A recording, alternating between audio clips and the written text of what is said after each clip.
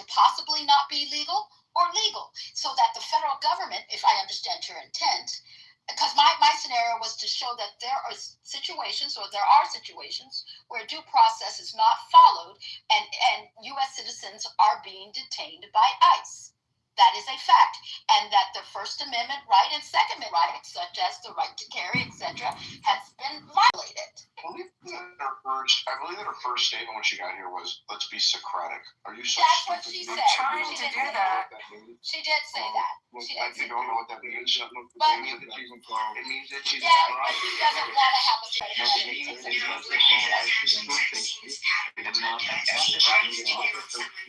where you end up, and then either you disagree or agree. If you don't answer the questions to end up somewhere, then you can't get there. That's true. That's what it's about.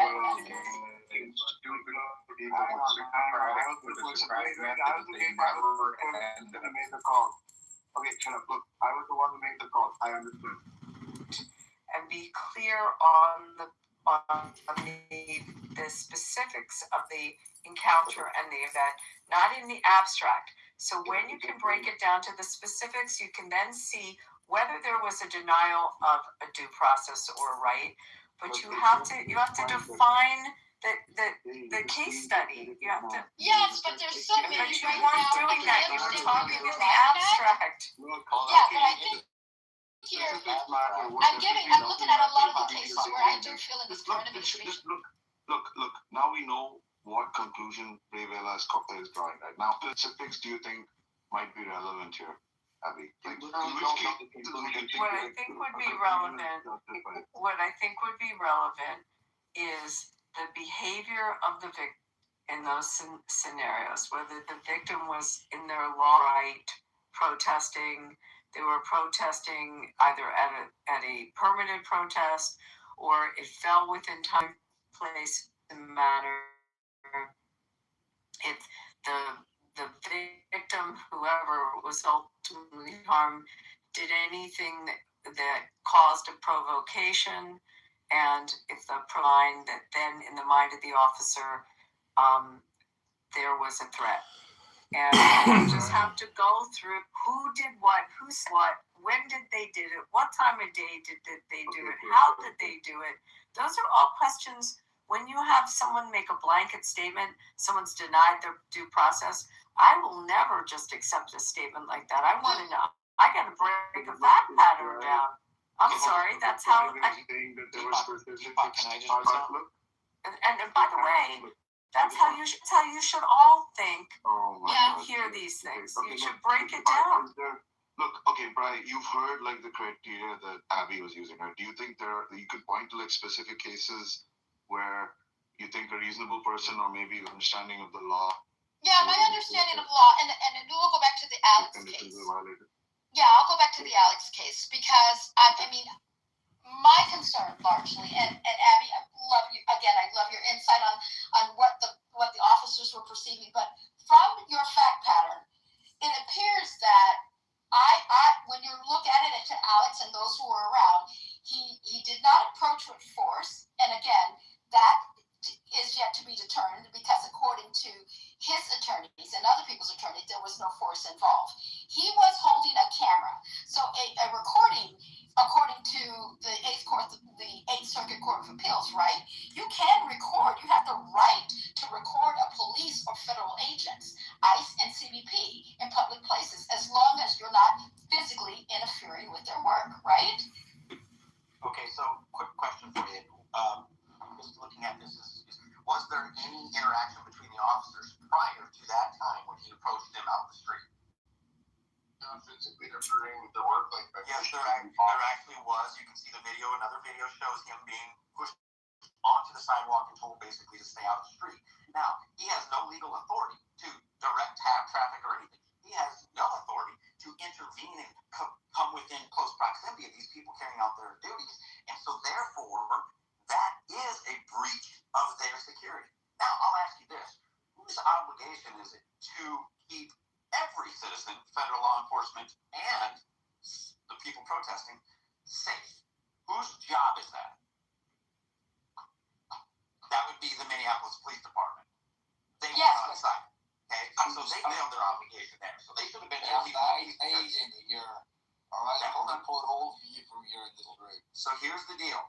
He then came back out on the street, then interfered. Now, if you go and you look at the areas of the law, it literally talks about assault, threats, resistant to law, to federal authority, interfering, intervening. These are all things that are all facts if you look at the law. And if you look at the law, these are the things that are going to matter in the case. Now, he had an interference before. He was told to stay on the sidewalk. He ignored them and came at them again. Okay? So this man has a history of defying authority. Which would then put in the reasonable mind, which puts in the reasonable mind of the officer that he is a potential threat because that history, you know. And Abby, there's threats. They literally showed video body cam footage of these officers being told street saying they're going to kill them. So, As soon as there's threats, that's enough. Once the threat happens, So they're being charged with, they're being charged, officers being charged with the crime. No. May I finish? His actions mitigate the possibility of a crime being committed by them because his actions mitigated it by having the prior threats.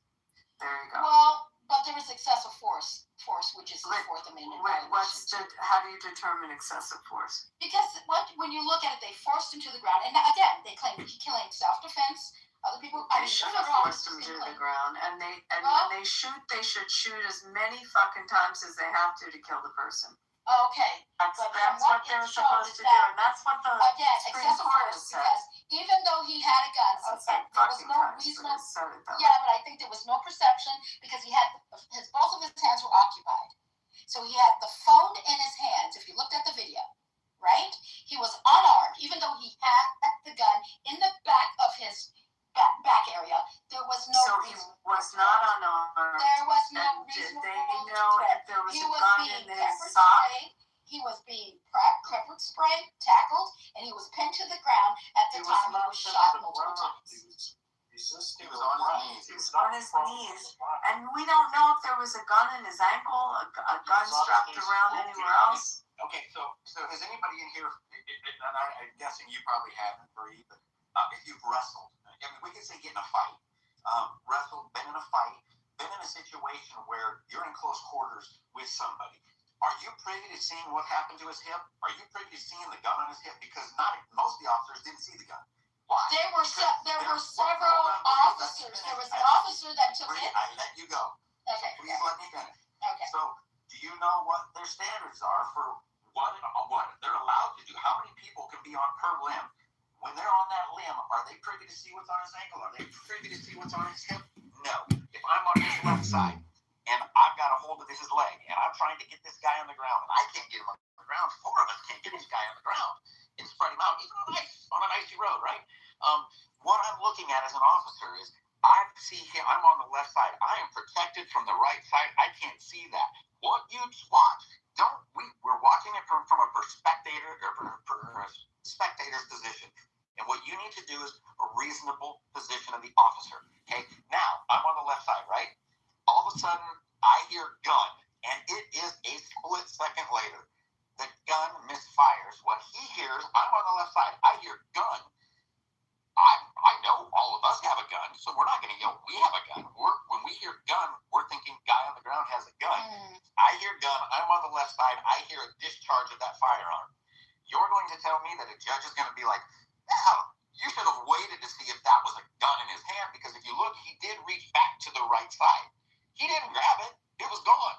But it doesn't matter. If I'm on the left side and I'm protected from seeing that, I have to act reasonably to do what? Protect myself and others. Say he fires the gun and misses me, but he shoots somebody on the sidewalk. Then are you going to say, well, they were beating him up and it was an accident he shot them, or is he going to be charged for firing that gun? I'm going to go back one step further and go, what are the legal requirements for you as a gun toter? You're carrying a gun, concealed, and a riot because that's what by law it is. There's violence, there's threats, and there's intervening and interfering with the officers. All of those things lean to riot. What are the legal requirements at that point? To remove yourself the weapon from the scene. So these are the things that you have to look at, Bree. So now I'll let you go, and you can try to tear apart the legal ramifications of what I just said that hold it to a certain standard. Well, there's a certain standard, first of all, for officers of the law to have a duty to de-escalate, right? Even though you have a reasonable fear, I understand the reasonable fear, you still have an obligation to de-escalate, right? So when he's on, excuse me? Hold on, you asked me right, so I'm going to say absolutely. I agree with you. They have If to you do have it. the time to do it. But when they try to de-escalate, he grabs the woman and he drags her in the street while they're pulling him off of her. I disagree with that narrative because I'm telling you I think we have to see the. I'm sorry. I'm not going to. I understand, but you've got to look at the timeline and the timing of that, because at what point you can look at a video and look at the reasonable fear, right, and at which the responsibility and that fear of who, for him or for the officer? No, for the officer. You can look at that, but you can also look at the. You got to look at the fallacy that is the cell phone versus weapon fallacy, because first of all, he had a cell phone, but he had a weapon in the back. He never touched the weapon in the back, ever. He had a jacket. You can see you saw the shirt go up, and you saw the gun, and they circled it when you saw it multiple times, right? But his hand was never reaching towards them. That is a fact. And there is no other factor towards the reasonable fear at which the officer must distinguish between the defensive posture, which is okay, and an offensive threat. And from holding the phone in his hands, there was no offensive threat.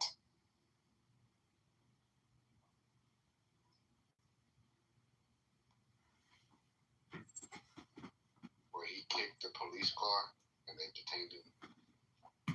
Oh yeah, that was like a week before.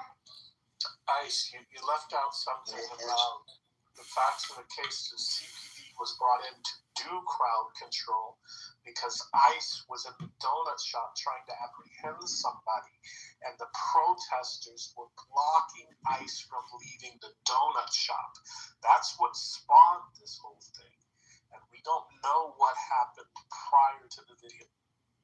This is so weird. Before she moved to the Bronx, she lived in Nashville. Really? That's She so moved from random. Nashville to the Bronx. You want me to be in your slow ass city? Nick, hold on. Nigga, we got a basketball Hey, team. We got 2 football teams. You have We got all everything $1 else. You want me to be in your All the white people is buying up y'all property. My mama owns her property, so I don't know. That's a Okay. whole Okay. Hello, she-ho. No way, Jose, stop.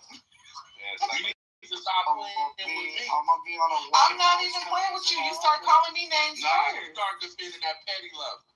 So I gotta be a hoe because I'm friends with this nigga on the internet? Nigga that said he'll do business with pedophiles. Oh, God. See what you got me into, Simone? Well, you're a hoe because I don't. That's not. Come on.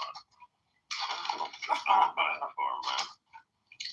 All right, no way, Jose. Now, when they move you down, I'm gonna bring you back up now. Bringing me up. I did not. Hey, you can't kick it with no panties. I don't give a fuck. Okay. And you from LA? You know how we deal with panties. You better stop playing. That nigga just sound like his wristband. What? Nothing. That's cool. Hands with one hand holding his phone and the other held up to protect himself from being maced. Freddie reached to wrap his hands around the fallen woman, apparently trying to help her up. An agent shoved Freddie and Freddie and the woman fell, still embracing.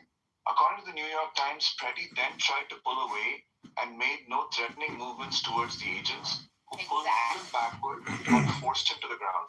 Freddie was restrained by several agents on the ground with both of his arms pinned down by his head. The agent then pepper sprayed Freddie, hit him with the pepper spray canister multiple times. Wow. Another agent in gray removed Pretty's firearm from his hip. A third agent who had been focused on trying to pepper spray the fallen woman and had his back to Pretty turned around to Pretty after hearing someone yell that he had a gun. Around 5 seconds later, the third agent drew his weapon and shot Pretty at close range, with his arm visibly recoiling in recordings of the event. There's a little bit more. When the first shot was fired, Pretty's gun had already been removed by an agent in gray, and the shooter was standing. This is just recapitulating like the salience. The shooter also had the sight line to see that the agent in gray had removed the gun, but it is unknown whether he witnessed the removal. Fired 3 more shots into the back of Pretty, who appeared to brace himself against the pavement with one hand. Pretty collapsed, and then the 2 agents had fired a total of 10 shots in 5 seconds. Wrong is his hands were not restrained. He was on his hands and knees. There was one point in time in which his hands were restrained. He was moving away. He pulled his hands out of the officer's hands, and he was moving. He was not prone on the ground. He was not complying. Wait a minute. I thought he said that he was not resisting. I thought his voice said he was not resisting. I don't know. I'd probably resist a person banging me with a pepper spray can.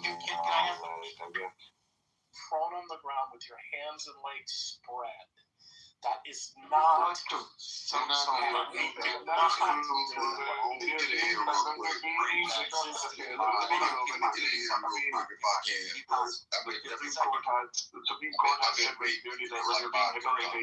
with a pepper spray canister, you just sit and take it like a man. Great. Yeah. So that's not tracking.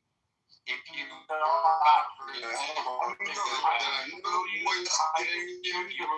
is this just going to be source where it says Pretty was restrained by several. So you're disputing this part. Pretty was restrained by several agents on the ground with both of his arms pinned down by the head. There's times in which they're not. There is a time after his hands were restrained where his hands were not restrained. It happened at the same time that the guy hit him in the head with the mace can.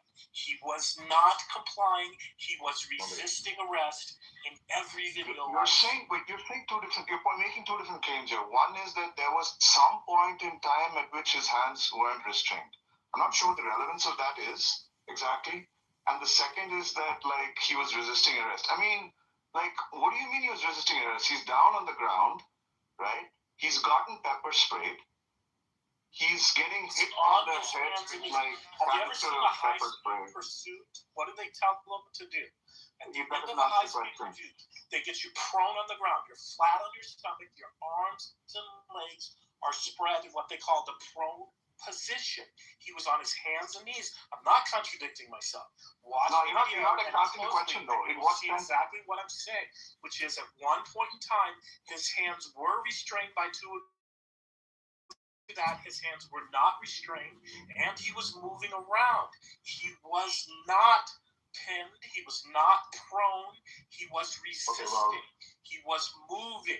That is technically. William, how can you differentiate? Let's just get this. Sorry, go ahead. Thank you, Deepak. How can you differentiate? I don't know. Have you ever been jumped before by more than one person?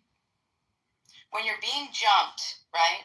When there's more than one person coming at you, there's a fine line between protecting yourself from not getting hurt from everything that's happening, and then you're not how can you differentiate him and say that he's resisting versus trying to protect himself? We already saw and know that he was trying to pick up the woman. We saw the pepper spray happen, right? Pepper spray, you're that's in your face, that's one thing. And now all of a sudden he's not resisting, would be fighting back. He was bracing down because he was getting jumped. And by you saying, you can't differentiate that. You have multiple bodies, multiple pressure points. A lot of things are happening. you have to, anybody is going to rightly protect their body parts, their limbs, their face, their structure. He wasn't fighting, he wasn't punching and pushing, right? Resisting by bracing down to protect yourself by a bunch of external pressures who just, I mean, I don't know. Yeah, I mean, look, it's a third. Yeah, let me jump in here. I have a question though. I've been waiting for a while. I like to jump in. I have a question. No new questions. No new questions. We're resolving one thing at a time. No. We're talking about the same shit, bro. It's the same shit. Then go ahead. Yeah. Then just Yeah, people so- jump in and say, I have a question. It's usually Yeah, but I've been waiting for a grip. I've been real polite. I've allowed everybody to in front of me. Please keep it on topic. Would you allow me to speak? Let me know when I can speak. Keep it on topic. It sounds like he doesn't want to be on topic. I don't know. Dude, you're weird. But anyway, here's the point. The question, I know, I can tell. The point of it is are any of these people I fucking knew it. I knew it. That 3-second pause. That 3-second pause can tell you that's all we needed to know. getting paid to Fucking die? people come on stage thinking, they could change the fucking give a TED talk or some bullshit. Okay, look. So Bhima, I kind of said mostly what I wanted to say. So does anyone have a response to that? No, I was just gonna say, like, don't police officers do self-defense classes to take shit like Krav Maga, BJJ, and shit like that. So they should be able to like hold the dude down without firing off a shot and detaining him. I think it shows lack of skill and professionalism to take somebody's life because a shot rang out from a gun that he didn't even have in his hand. I think that shit is weird.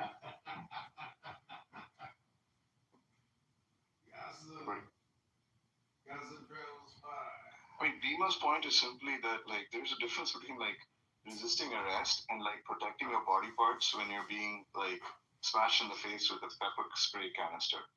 Right? You don't force yourself to your knees again. You go face down, get your hands out, as I think it was Williams stated earlier. There's a prone position, and that keeps you from getting your face beat in. If it was me and I'm getting my face beat in, I'm putting my face to the ground and I'm covering my face and my head, just like if somebody were kicking. That's easy ice to say, hindsight though. But when these things are happening, right? How many times have people done that and their arms and shoulders have just been broken off? And there's just so many things that what do you mean? You just said without hindsight, because that's exactly what an officer is required to do, and what the law states is viewing it without hindsight. Now, you're an officer of the law. How many officers get shot in the line of duty a year? You don't know, but I'm going to guess it's a lot. We're starting to drift off topic again. No, we're going back to the law. You wanted to talk about the fact you aren't in pro position. Yeah, bro. Act this way, there's a justification for the officer to act in their way. He had multiple points, multiple people touching him, grabbing him, pulling him in different ways, right? He just didn't have one direction. It wasn't just one person telling him what to do. It wasn't clear. It wasn't okay, this is what I'm doing. It wasn't get out. Do you know what I'm saying? There's people are coming from all over, and he has to. It's complete chaos in that moment, okay. And I think that it's unreasonable to.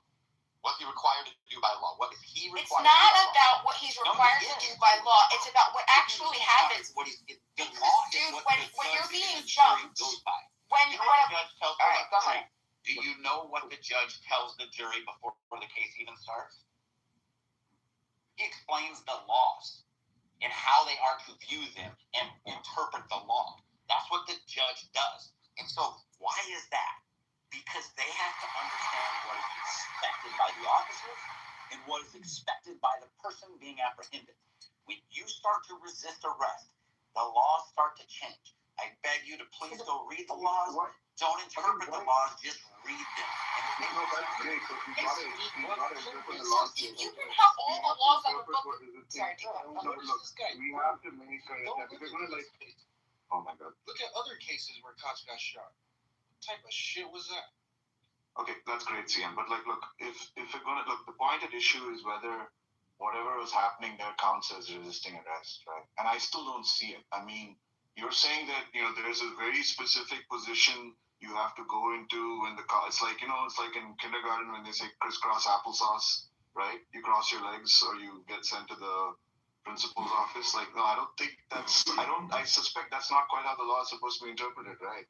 Like, obviously there's behavior that's going to be clear to a jury and a judge as being resisting arrest, right?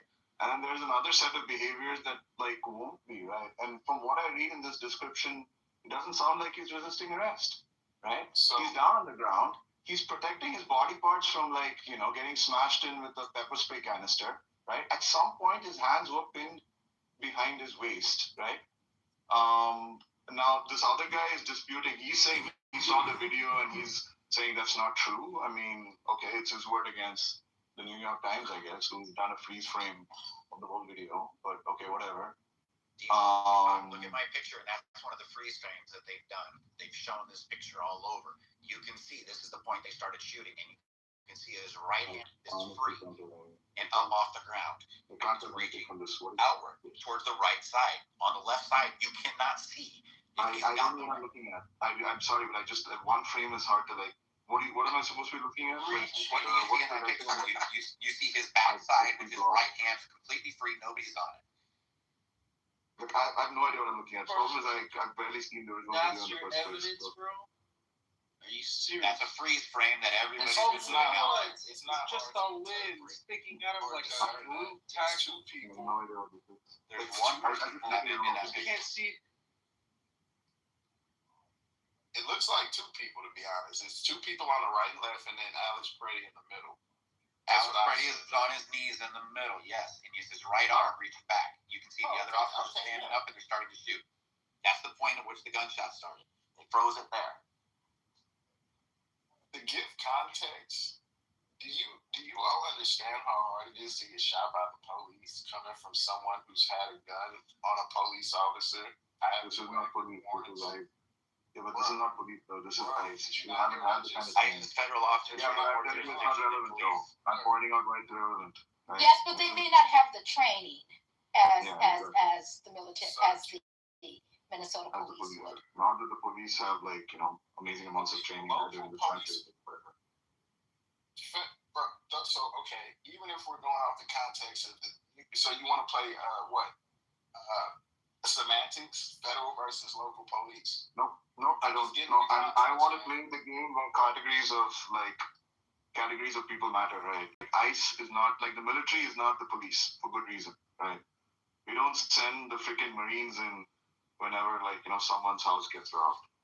They don't have the training to know how to deal with that. That's not their jurisdiction. It's not their jurisdiction. They don't have the training, right? It's not their They don't have the training to deal. Not that the police have either, honestly, but they're supposed to at least. And that was a poor example because most Marines flow into law enforcement. So that was a very poor example. This is part of the problem. Yes, this is part of the problem with policing in this country. And the Marines go into cities all the time. They did it all throughout Iraq.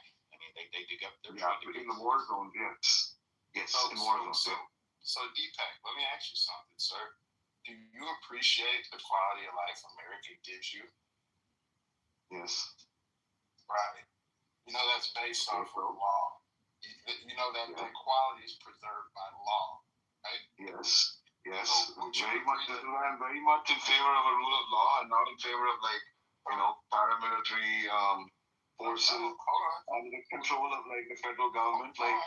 The kind of thing that I thought libertarians told us to watch out against, right? Well, a lot of that stuff comes from that G20. Law enforcement trains by the theory of having to operate one level of violence above what the target or what needs to be neutralized is operating.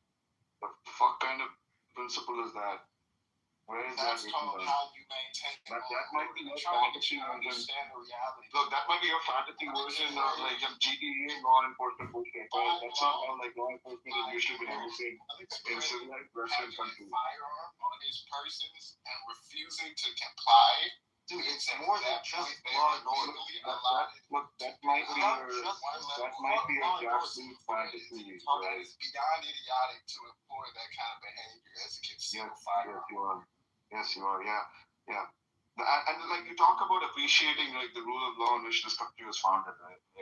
You are a prime example, sir, of not appreciating the history at all. Like how you got to the country that's like you neither understand nor deserve. Wait, what did you say? I said you are a prime example of someone not understanding, right, what the country, that, the principles of the country was founded on, right? Like, that you neither, understand nor deserve. So, sir, I understand. Oh, go ahead, Alex. I'm sorry. This is Deepak. So I'm just going to run with you a little bit on the training thing. So it's a different type of training that they both do, and there's both on-the-job training and all of that they both do, right?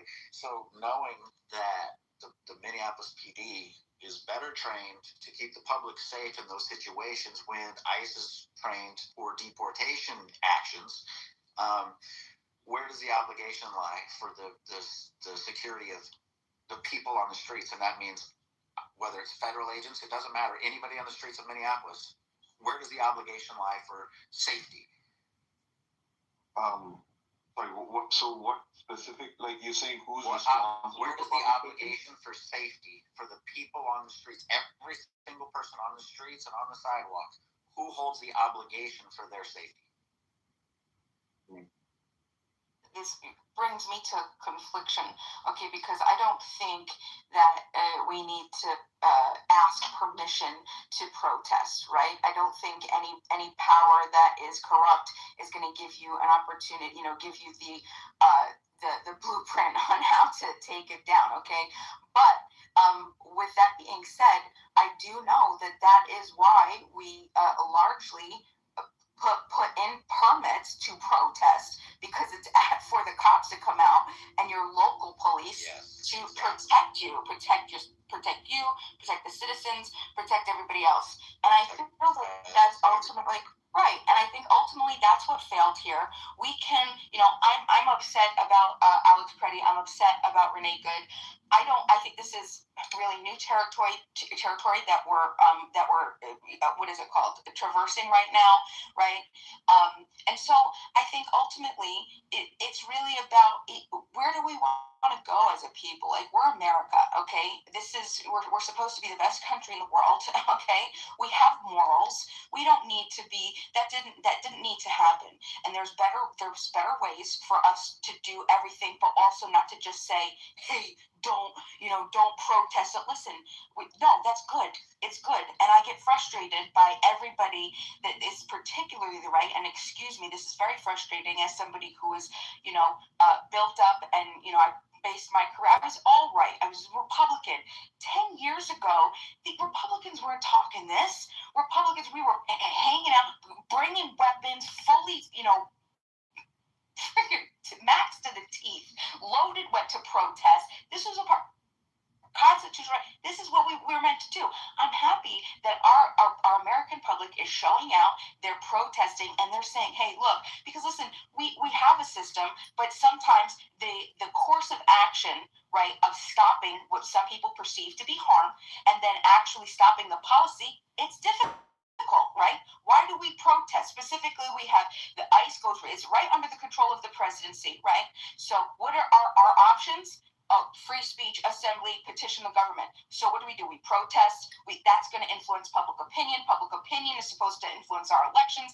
Then the legislators are supposed to, respond to it. That's a long process. It's a good thing that we have our citizens coming out and protesting. I'm happy, right? But let's regulate that in a way that is not regulated through violent force, okay?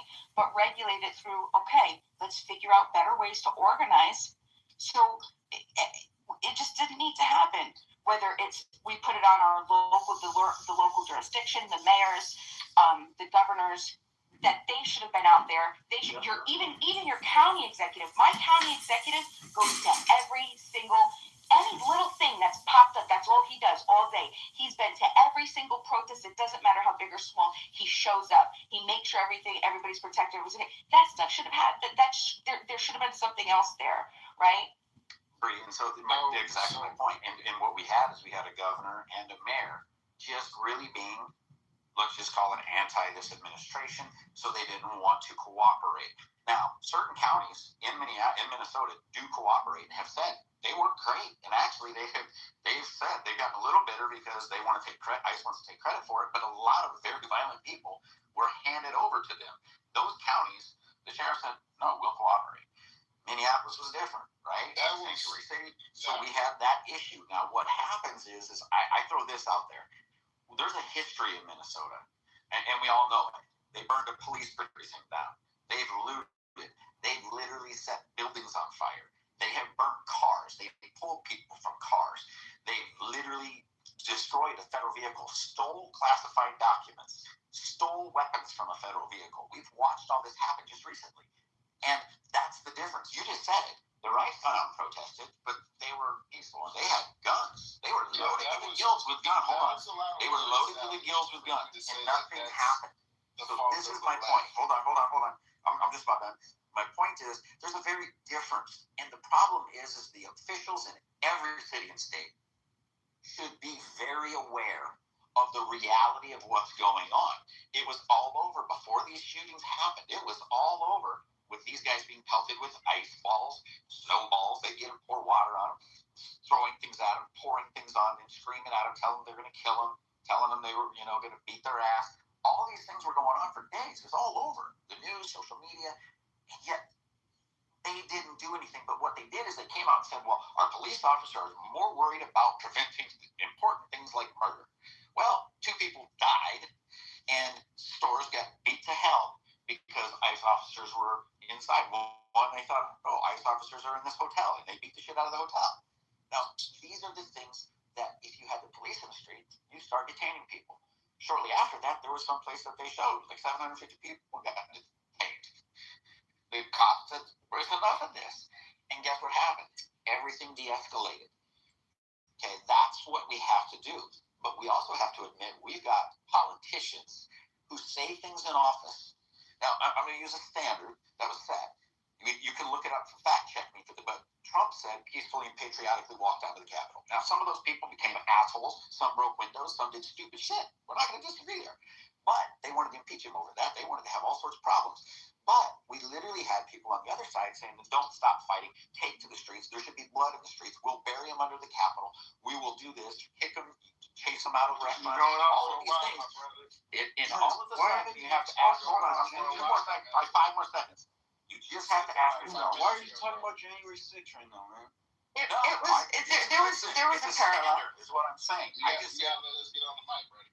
You're literally having people in Washington, D.C. that can't get in trouble, telling the people in the streets, go do shit they shouldn't be doing. They can literally say, I didn't tell them to actually burn anything. I didn't tell them to actually kill anybody. So that's the difference. We have politicians that are fucking stoking the fires, and the people are paying the consequences. Yo, Bima, you understand that from what I interpreted, unless I misconstrued what you said, you kind of just word salad at your way to admit that was the result of the left's impulsive ass actions. And going forward, what I challenge you to do is, because you never hear this amongst you law enforcement detractors, you never mention not even one. You would think most of y'all would have like the shock value engraved name of Lakin Riley. Remember that name? Beautiful smile, beautiful future. Riley was all you. I mean, never. You guys never. I get it. Pretty Renee Good. That was like supposed to be a George Floyd martyr and it failed. But just have some unbiased respect.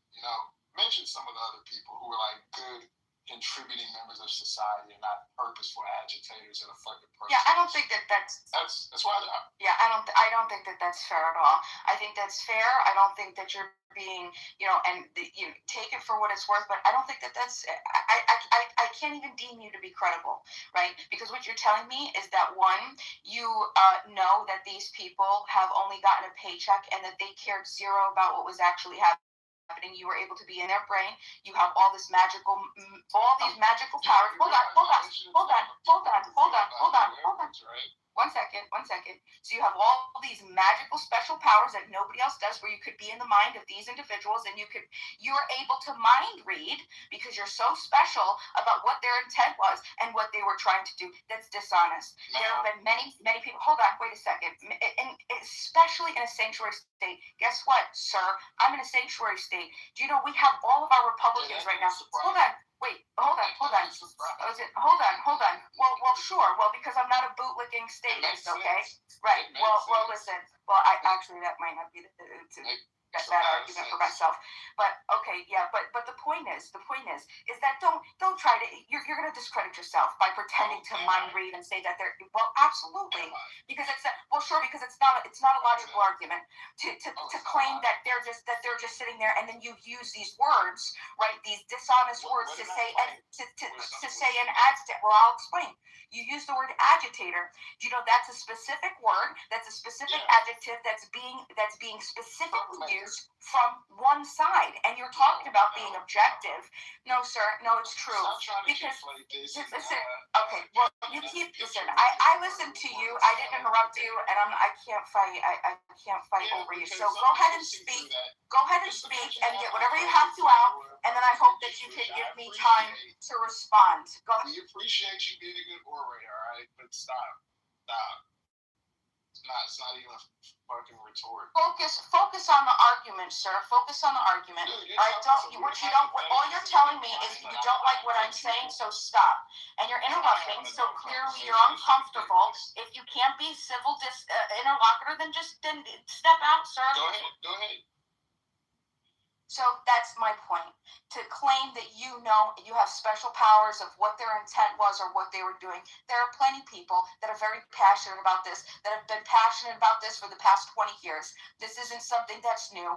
The only reason that I believe, this is my personal opinion, because it just makes a lot of sense, is that there's going to be more of this in the news right now because of the increase in the activity. Just like anything else, when you add something, when you add more fire to the flame, more fuel to the flame, there's going to be more situations, and it's going to be it just brings naturally more eyes are going to be on it. We've increased. DHS announced January 3rd of 2026 that they've increased ICE agents.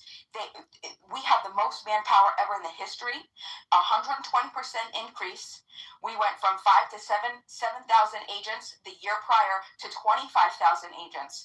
Okay, there's a lot more activity. Okay, and that's just in 1 year. So it just makes sense that the public is going to be more, especially sanctuary states.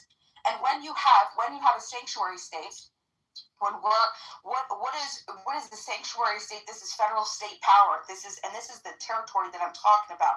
Like you're talking like these people are your enemies, and that's what I think is a sickness. It's an illness. The people, everybody in the United States, whether you want to call the left ill and the left sick, the left calls the right sick and ill. I think you both are sick. I think you both are sick because you don't want to sit there. We can't have solutions, and you don't reduce what's happening down to some basic principles and then just stick to them. You get so caught up in your identity with your political parties that you want to tote your political party over, and you're both so performative. The left and the right are so performative, using dishonest descriptions, right? Where are the objective people where we could sit here, we could really look, okay, what actually happened? Where does America want to go now? That when we have a sanctuary state, when we don't want our police to cooperate with ICE because those people, that's the constituents of that state, right? That's representative. This is what the people want. The people say, hey, look, we don't mind that these people are here, right? Well, come and take the criminals, that's fine. But for everything else, we're going to expect prioritization and proportionality. And if we don't see that, we're going to protect our neighbors. And I agree with you. There's a lot. Like I was outright pissed the first time when Chrissy Nome ran out and said something after the grenade. Shut up. You should come out and say, hey, there's an ongoing investigation. It's what they always say. They don't say anything. She did. And then she did it again in the second one. And I'm just like, you're an idiot. It causes more problems. The best thing you do is you act like a civil adult and say, we will have a statement. We are just learning of this. I'm not the freaking head of Department of Homeland Security, but I'm going to tell you what I would have said. We're still investigating this. I wasn't on the ground. I will be reviewing all video footage, getting statements from people on the ground, and we will have a statement as soon as possible for you. Simple as that. Don't play the political bullshit game that she tried to play. Hated it with a passion. I moved from South Dakota. I didn't mind what she did there, but what she did those two shootings, I looked at her and I said, you're a dumbass. You don't immediately defend.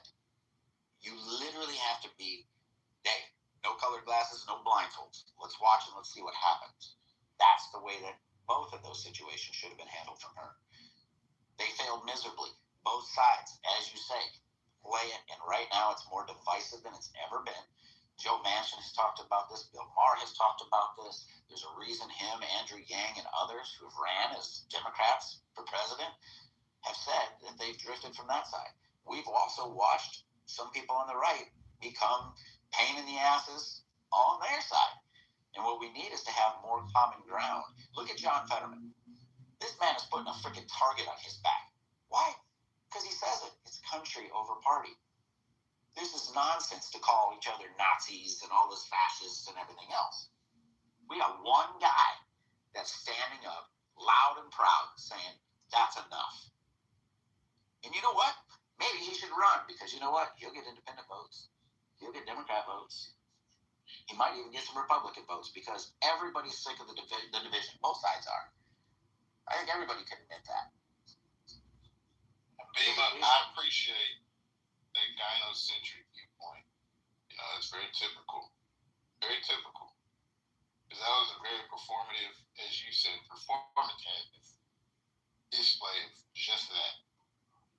And I just want to say, what do I want? I lean more right. People, when they sit to have a conversation with me, are like, well, you're not as far right as I thought. No. The law is the law. If you want it changed, you go to Congress and you get it changed. You start. Or you overturn it. You challenge it. And here's the deal. You don't do it in the streets by threatening to kill people. The funny thing is you have people yelling about ICE with masks on while they're wearing masks. Well, ICE isn't coming to your house and just arresting Bima or Bob or Joe or me or Abby or anybody else. What are they going after? One thing. But guess what those protesters are doing? They're literally getting people's numbers, addresses, and doxing them. No, they're recording your pictures via Palantir software, and they're getting your face biometrics and putting it on a list. Yeah, and we also have the evidence that they were using Signal, and the fact is, there was a guy, his name was, I believe, Alex Q, who was summoned to that position 15 minutes prior. He got it. Before that, Alex Q was very active on Signal on that group chat since the day of his shooting, since the time of his shooting, moments before. Alex Q, I'll be there in 10 minutes, I think he said on his last message. Since he's been shot, Alex Q is no longer messaging. There's issues with that. They were literally running plates, doing those things. That's not okay. It's all going to come to light. We can't have protests like that. I'm with you. Take to the streets and do it right. Hell, Martin Luther King, look at the shit that was said to him and done to him. What did he do? March peacefully. He was leading by an example. You don't think he had anger? You don't think he had frustration? Oh, hell yes, that man did. But he knew you don't win that way. Start showing compassion. Somebody calls you that freaking nasty freaking name, you just, I love you, brother, and just keep walking. And you know what? He got more done than anybody because he finally had the balls to say, I gotta be the bigger man. So let me be the angel advocate here. I'm going to challenge you on it because I feel, as I'm going back to the theme of the room, whether Trump is evil or etc., the compassion I feel has been overrated right now because, as they say, woke is dead. Being compassionate, empathetic is dead, right? I'm of the opposite mind. I believe in empathy and compassion. But what I've seen in this world, which is why the people are divided, right, is because the leaders of today, whatever side you are on, is driving the narrative that I hate you, you hate me. And the one thing that resonated with me one day was when Trump said, well, God says love your neighbor, but I say hate them.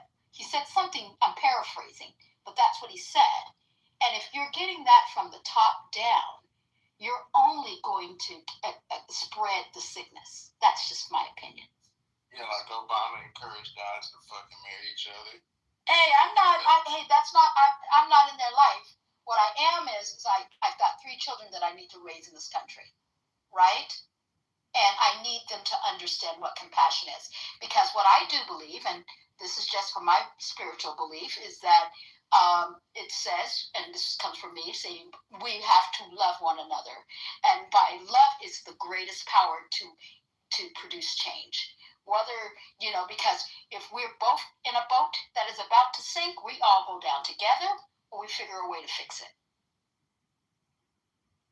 Right, for your kids' sake, you take a more staunch stance on who they follow. having them follow some gay sympathizer ain't gonna churn out nothing good. See, I taught my daughter to understand politicians are corrupt and they're fucked up and they'll kill people just to stay in power. And that's kind of the people we want to be running our country, because it's ruthless to rule the world. And it takes a narcissistic person to be able to do what they have to do to run the world. And every politician is exactly the same. I taught my daughter to look for people that show empathy in that realm and not to idolize people like sports stars, rock stars, politicians. I didn't rely on the fact that the president of the country is supposed to be empathetic, even though they lie, cheat, steal, and murder, and have for our entire life, and probably the entire life of this country. Yeah, so every politician is not evil, sir. Just go ahead and start with Abraham Lincoln, who after the Whig Party went ahead and deceived Congress to pass the 13th Amendment, take a blot on his presidential legacy. Pretty upstanding sounding gentleman. Yeah. I'll give you that he's better than most. Sure. Yeah, but he believed in the separation of the races, even though he did the emancipation. He did not believe in equality. Exactly. Yeah. Alright, so I don't really think that's a viable argument. I think that's what is it, anecdotal.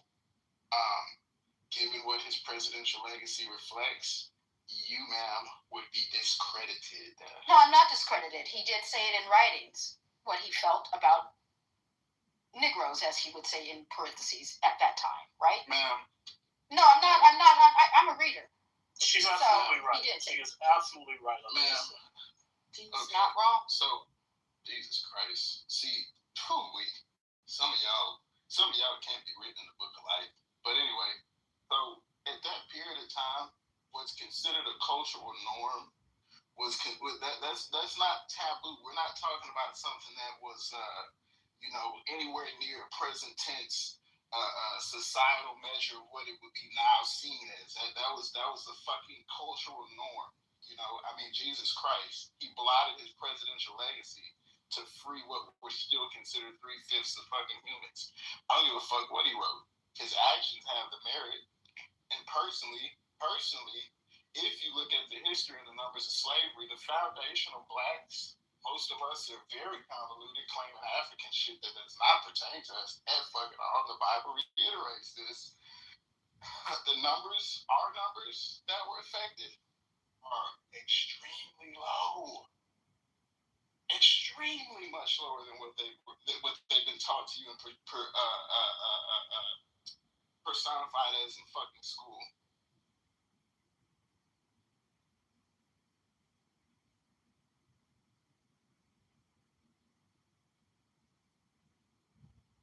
If you read the history books, though, the Civil War wasn't about slavery. It was about the preservation of the Union.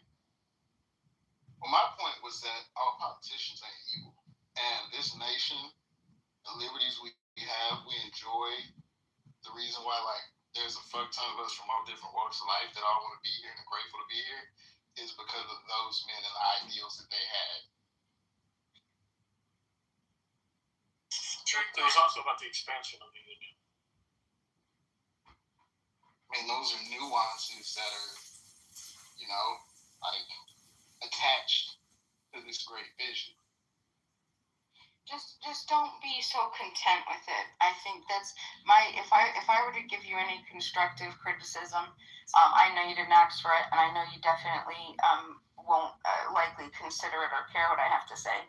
But it's frustrating when so many people don't think that there's better ways that things could be done, and that we can have better solutions with peaceful solutions versus constant violent back force always.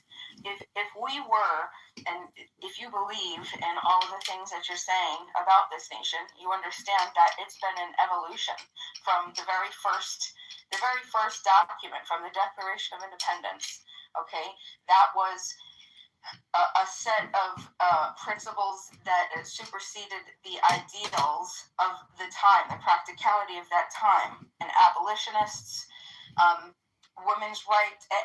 We look to that to continue to push for the principles that all human beings are created equal with unalienable rights by their creator, pursuit of life, liberty, and happiness. Right. And so what I would invite everybody to do is not be content. Know that likely there's a lot of things that we're doing wrong today that we're going to, in 25 and 50 years, we're going to look back at 100 years and say, wow, right? The next generations are going to say, what were they doing? What was grandpa doing? Well, all that they just sat back and let that happen. Like, that's incredible, because we're going to be at hopefully such better places. Keep pushing for better options, for more reasonable options. We have to stop the tribalism and stop looking at everybody as our enemies. Like, if you want to categorize somebody as your enemy immediately, I don't trust you. I don't trust you, because you're not being honest with yourself. Because you're saying that our neighbors here, culturally, we actually want to harm each other, and we know that that's not true. We know that we all are human beings. We get up, we have our little issues, we got our health concerns, we got our family, we got the kids, we got the career. We just want to live, love for the short little time that we have, praise God, take our gifts, and continue just like everybody else. So how can we maximize that for everybody and not cause harm? And just coming out and, shouldn't have protest. So look, there's so much division. Where can you? What I would ask you to do, if you were to make a claim about anything, learn to falsify your claims. Like, create null hypotheses instead of statements, and then sit with that and present it to a room so you don't get yourself in an echo chamber. Bima, that's literally the definition of having a gynocentric outlook. That's not the reality of the country, of our poise and magnitude and sphere of influence.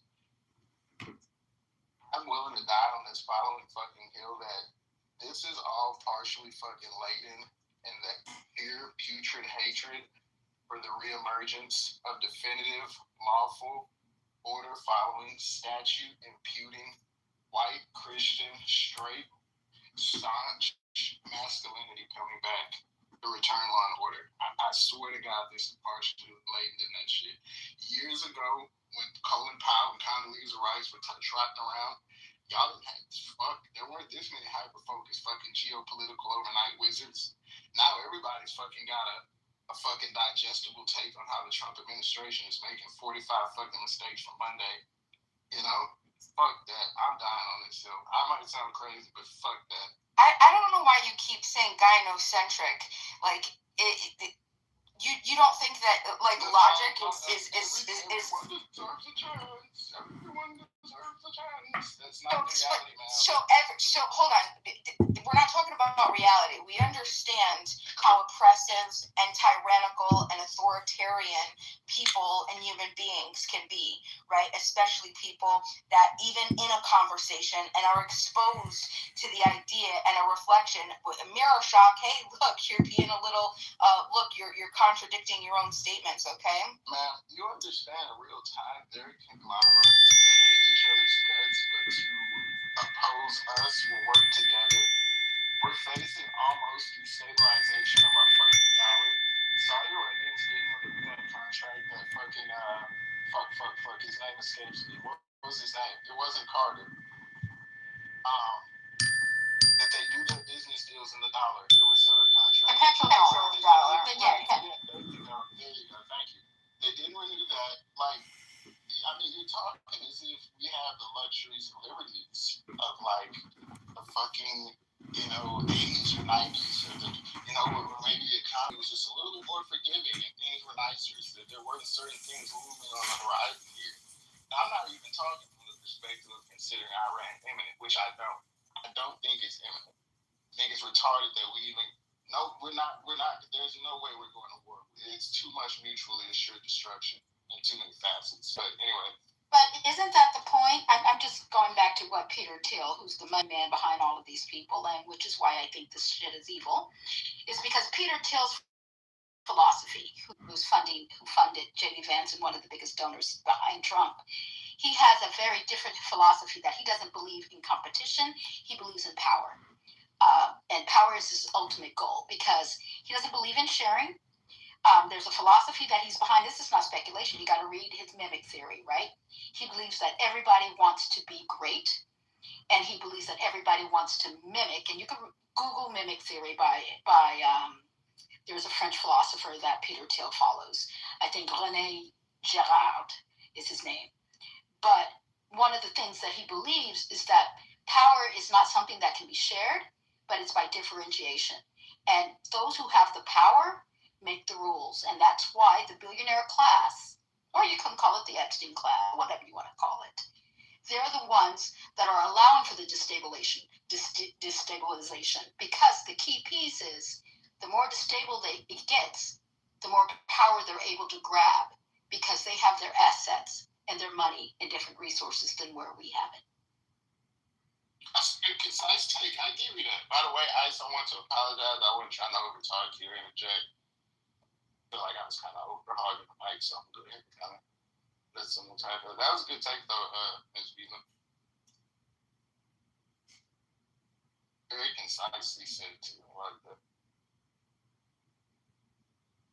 But I still believe in hope and love, right? I'm like Bima. I have this internal optimism. But as I look at the reality of the money, and even if you read the Epstein files and their intent to create destabilization in regions, when regions are destable, it's up for grabs for whatever money goes in there. So like Venezuela, it wasn't the small companies or little business people that went in there. It was the big money people that went in there so that they can go ahead and export. And that's why I look at the money.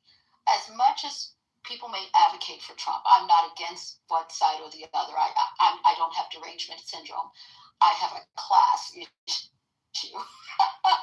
Maybe that's my concern. And when the access begins to become very difficult for average citizens that are not in the 1%, and I say average citizens because that can range, then we're no longer allowed to play. We're not going to be part of the game. So another good, concise take, man. You got some good takes. I like that. Very, very, very prompt and astutely delivered. Agreed. Voice too. I give you that too. I say, got voice. Unlike some egocentric views, Yeah.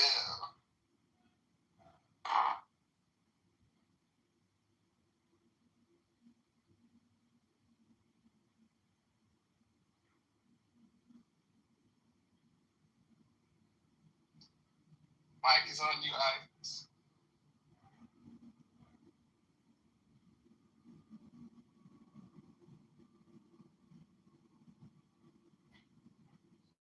Sorry, did I miss something?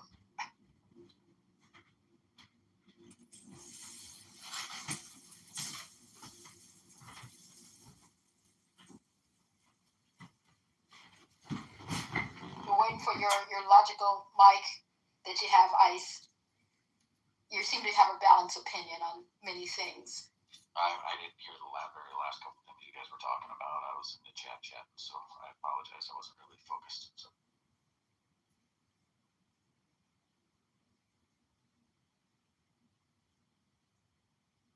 I guess it goes back to the theme of the room. Maybe Trump is evil. Changed my mind. Yeah, I don't think he's evil. I just think he's brash. I think he's, he uses the same tactics, and they work. I mean, after Davos, you had two political leaders who do not like Trump, openly stated they're not fans of his, but they said that they needed Trump to do this because Europe doesn't want America's fingers meddling in their business, but yet we want them to pay the bill.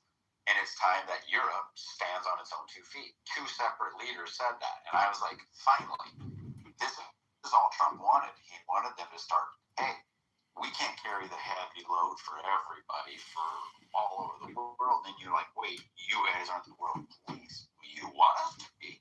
You want us to be the world's, uncle handing out the money. So, for me, I think there's the brashness of which he's always done things, and he comes out and says wild things. But in reality, he knows I'm only going to get part of that. But if I start really freaking crazy, they think they're winning, So I think that's what he does. And he's not a great speaker, so he just kind of goes with some side-ass stuff, and that's where he is. So, do I think he's evil? No. I mean, I think he showed some compassion with some things he's done with other families. If you watch the speech today, this man is paying for a woman that nobody even knows to have cataract surgery that was there. This guy does compassionate things, but he doesn't want people to know he's got a soft side. He wants to be this big tough guy, which I think is dumb. I think it's good to show the soft side once in a while. But it's Trump. That's just who he is. So, I mean, he's a brash asshole. I think sometimes it's funny when he comes up with the nicknames. Other times it's completely inappropriate. It's just like, dude, just stop. So do I think he's evil? Absolutely not. He's got all the money, whatever needed. He really thought it would be easier to I can clean this up. I know it's broke because he was part of it. He's admitted that.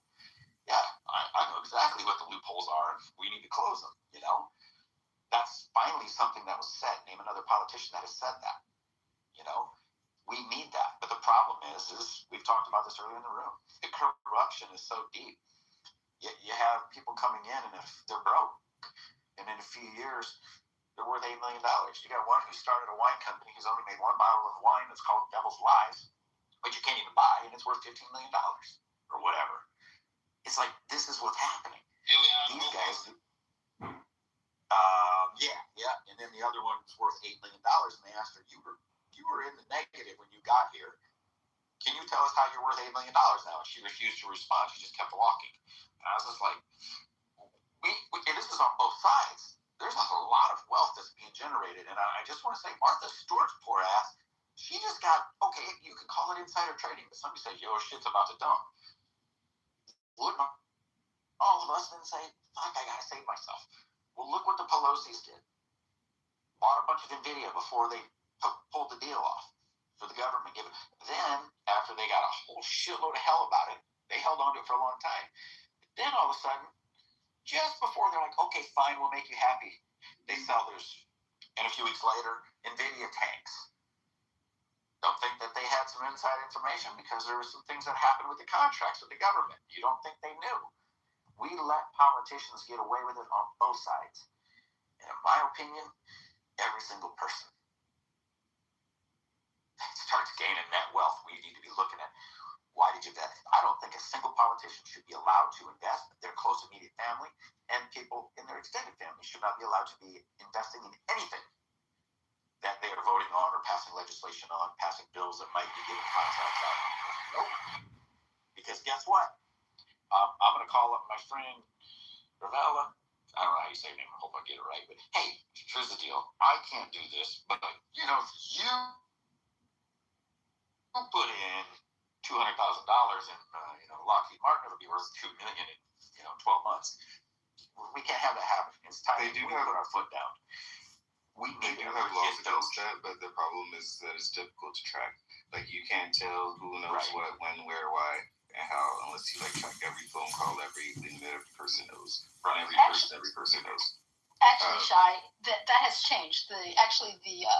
The foreign corrupt practices and the corruption offices of the current administration have now closed down. People have stepped down, and there's no enforcement.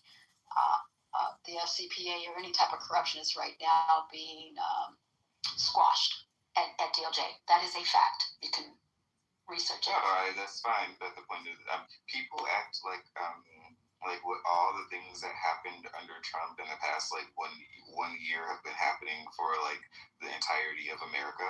And that's not the entirety of America. That's a small glimpse in American history, right? It's a blip on the map of American history. And things can go back. This is I don't care that certain things changed recently. I care what the overall character of the state has been over time. I And it's not big deal. People really need to stop doing that. It's like, oh, Trump became a god. I never said that. I just said the current state of the corruption law. Yeah, the current state. The current state. But the laws on that wasn't happening.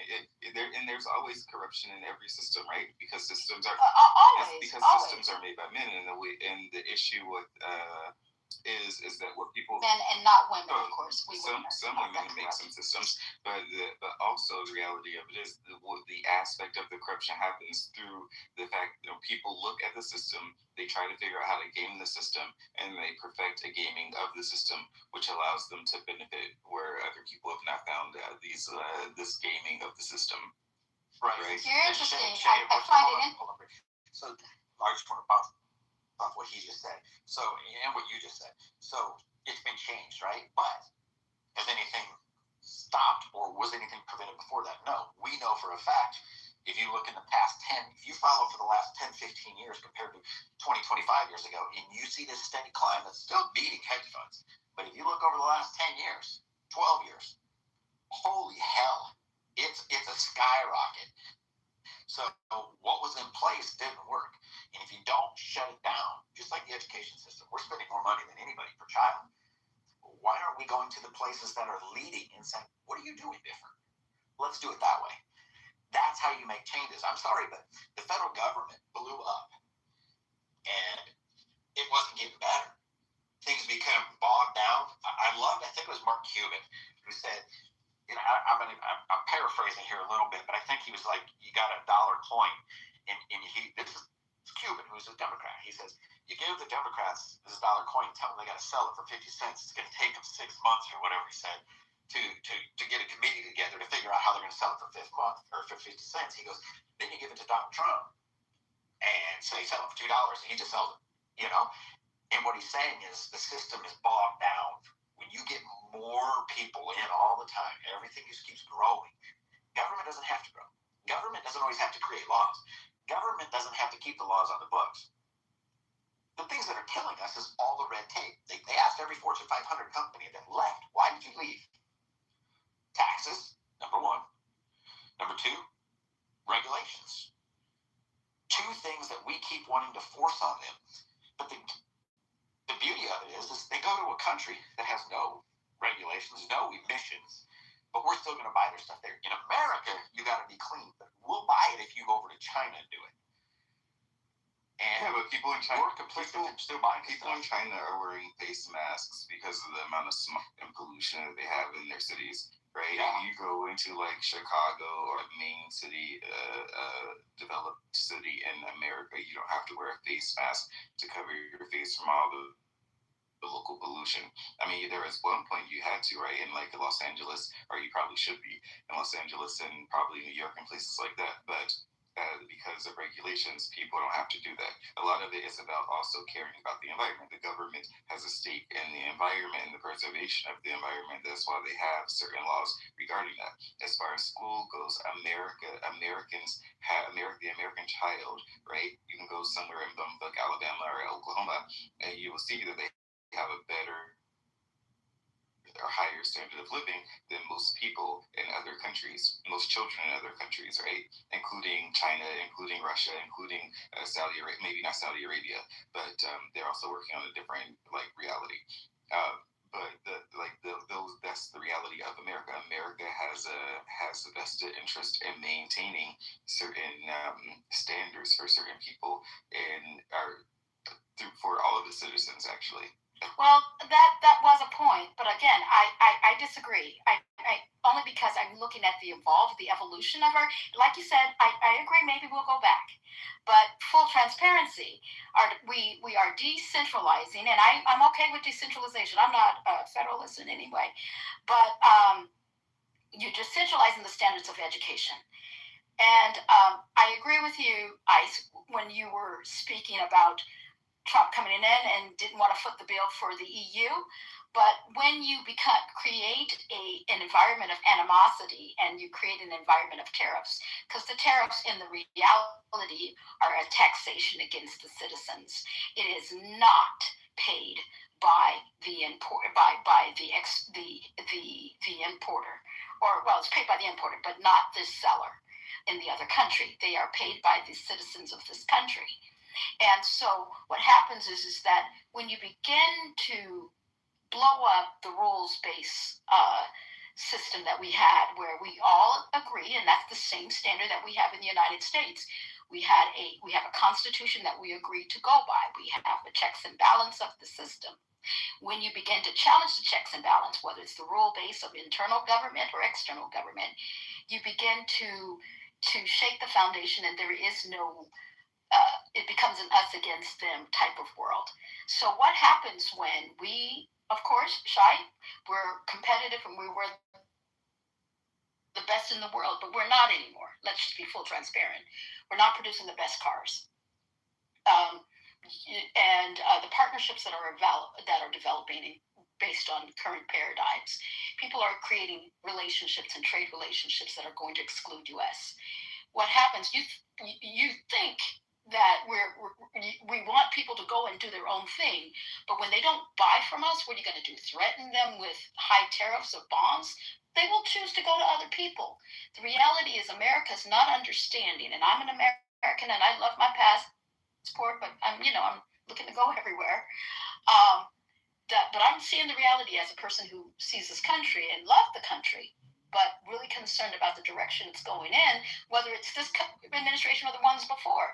When you begin to isolate yourself and you believe to rely on isolationism, and you remove the competition where we become the best and the brightest in the world, and you begin to put international students and you ban immigrant. It's not just the bad immigrations. The students are not wanting to come to this country. They're going to Canada. They're going to all the other countries. The key piece to the innovation that I believe is the education that we had from many people, from people coming in and pouring into our educational systems too. That we are now, we've never been number one, really, to be very transparent. We're like number 25 or even 40 on the educational list. And now the products that we have, we don't produce our own, but we can't produce everything. We're not going to go back to mercantilism because we begin to produce everything. We don't even have enough expertise in our own people to produce everything we want to do. So we'll go ahead and buy the semiconductor chips from Taiwan because that's the way the infrastructure does. And we try to manufacture t-shirts, maybe let's bring that back here. But the competitive stuff we're losing.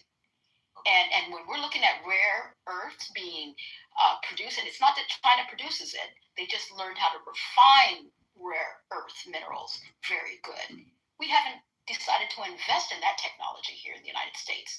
But instead, we decide to go into Venezuela and hope that they got rare earths. But we make policies against countries that may have rare earths, but because of other issues, so we got to look at what direction we're moving in, and perhaps become a little bit mindful of these relationships that we don't bump. So there's something to that, but I think that the federal government in every country, right, has to think about the relationships that it has with other countries on all levels, right? So they're multifaceted issues with every country, and America, like every other country, has to make those types of decisions because countries don't work, like you said, in isolation. So the isolationists are wrong because everybody else in the world, like their economies are interwoven with one another, and they will continue to be interwoven with one another because no single country has everything that they need. So they have to borrow from this place and use this place to do some manufacturing and do some other stuff right here and there.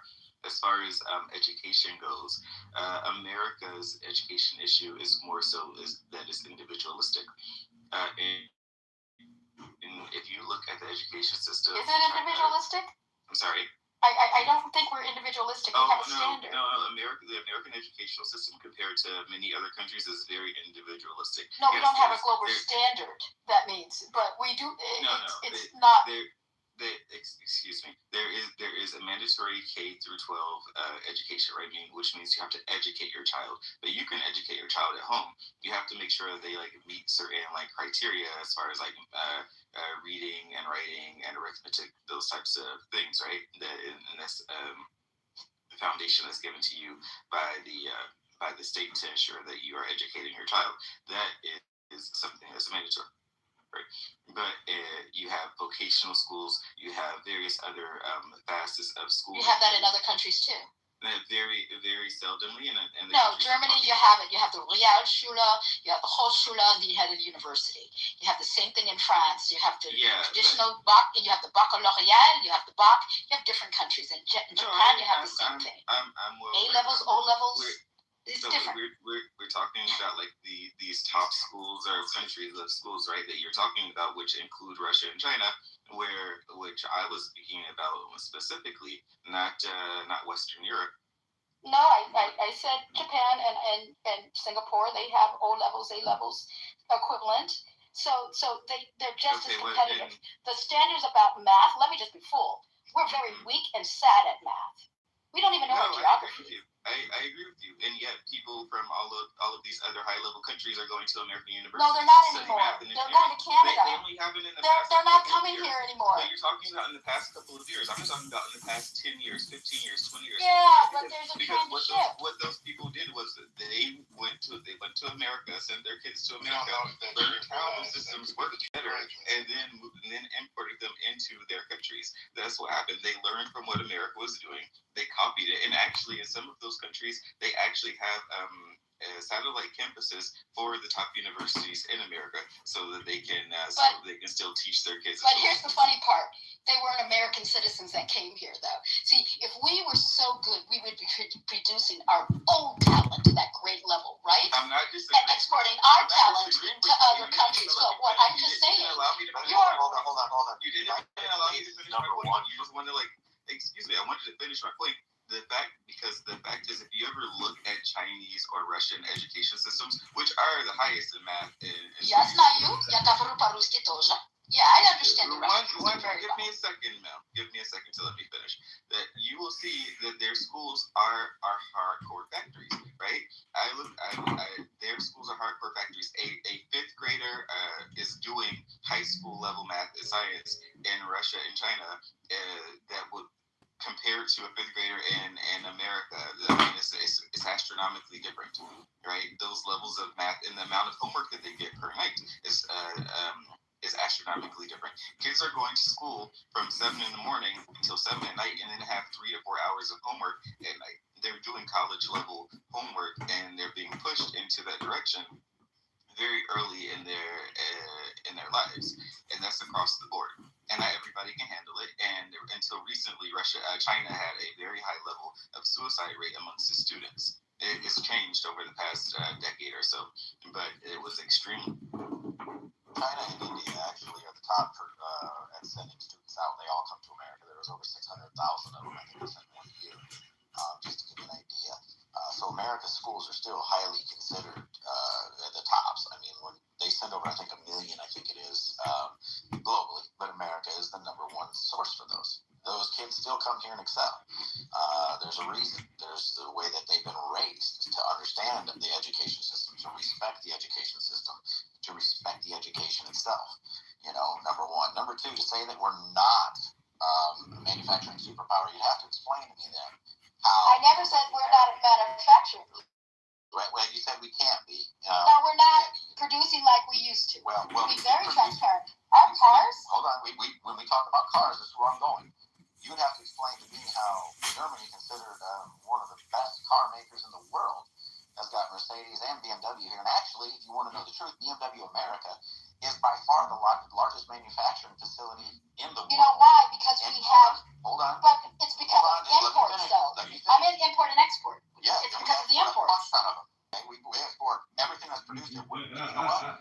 We now, in America, BMW America makes the chips for the BMWs. And because we're consumers. BMW. U.S. is the biggest consumer. Do you know we export a fuck ton of BMWs? Yes, but what's the country of origin? What's the country of origin, though? What's the country of origin on the goods?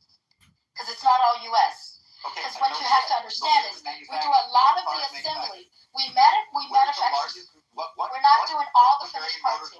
What Bavarian Motors Works facility by March 1 year broke the record in the history of the company for the most sold pre-sold BMWs.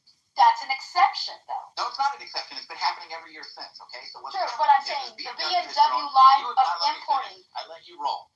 Okay. BMW is now talking about having their transmissions made in America. So to say that we can't be leaders in the auto industry, you have to explain to me why BMW is so huge and saying we can do this here and we can now put the transmissions, have them made there. And you know what? Now I'm going to go a little bit further. Okay? They're proving that it works. They literally have tests to be able to apply. That's how many people they got wanting to work for them. Okay, so people will line up to build cars, and they make money, clearly.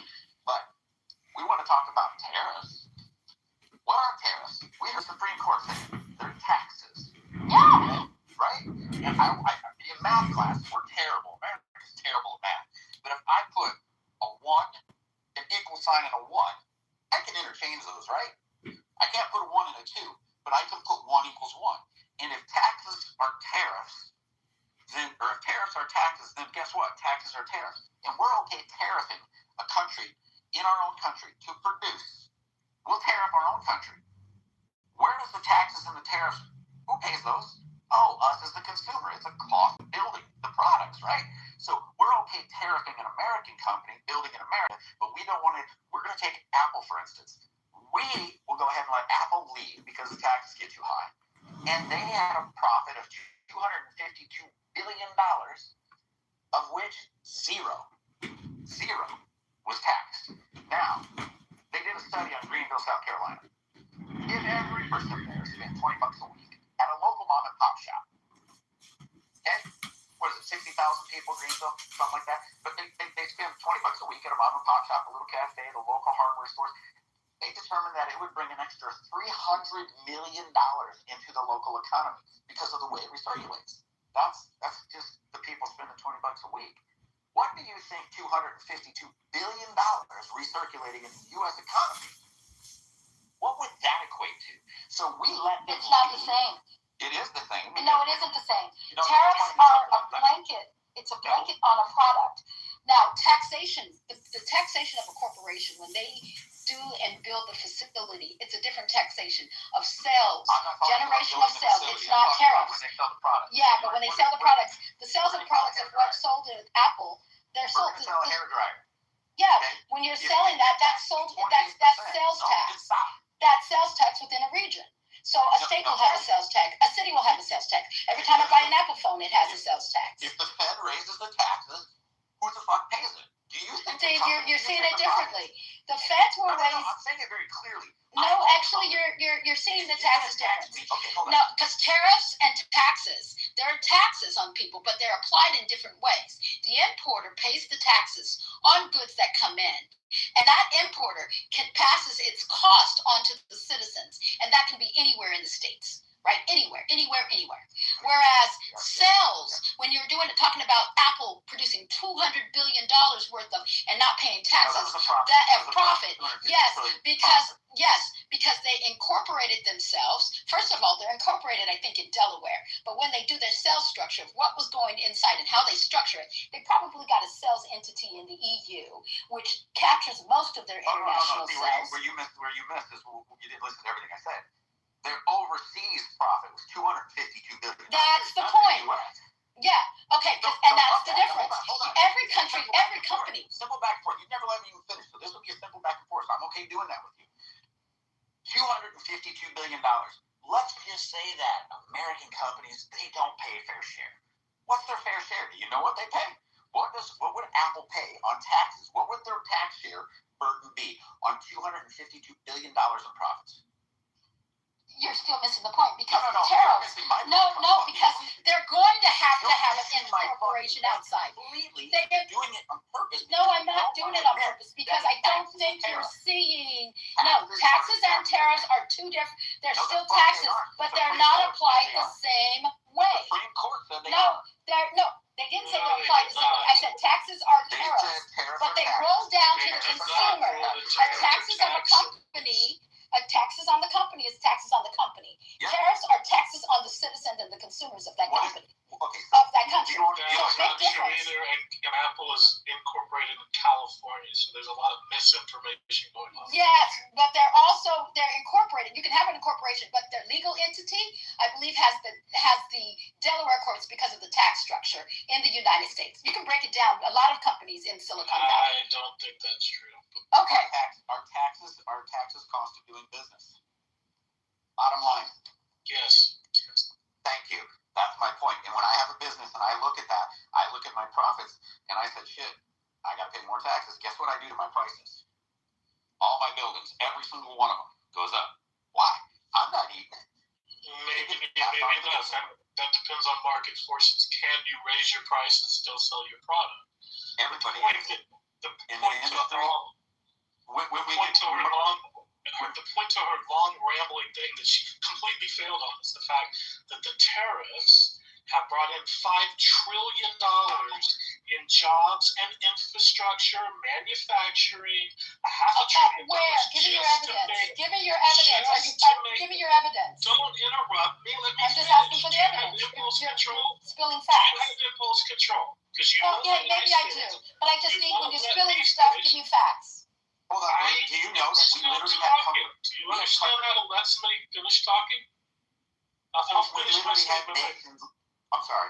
We had the nation's leaders standing next, the fucking leader of the nations, standing next to Trump saying, we're pledging to do this, building a steel manufacturing plant in the United States. And you know what? Oh, that might be expedited because guess what? A steel plant closed in the United States, which means instead of going somewhere else, they might be able to buy that one and start sooner. Oh, so it might not be 5, it might not be billion. He's claiming 20 of the pledges. It's $5 trillion deals signed, including $500 billion for TMC to come over here and make chips in the state of Arizona. Look it up. I don't have to provide my receipts. Go look it up. Yeah, I know TMC. It's in Arizona. That I'm familiar with. Full disclosure, I work for Google, but I'm a professor in the daytime too. So you can look at me. So I know that. Well, you're jumping all over me going, prove it.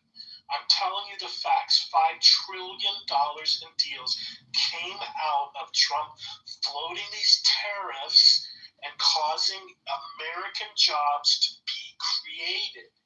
A tariff is not a tax. The Supreme Court did not rule it a tax, and I can prove they didn't rule it a tax. And if Abby's still in the room, I bet you she'll back me up on the law of the ruling, just like she backed me up the last time we had a conversation. No, not really. She didn't back you up fully, but she completely backed me. No, she didn't. But anyway, go ahead.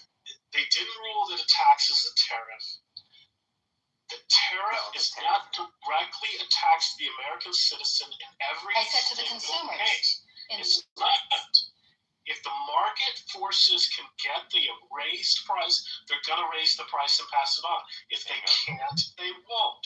It's not happening across the board.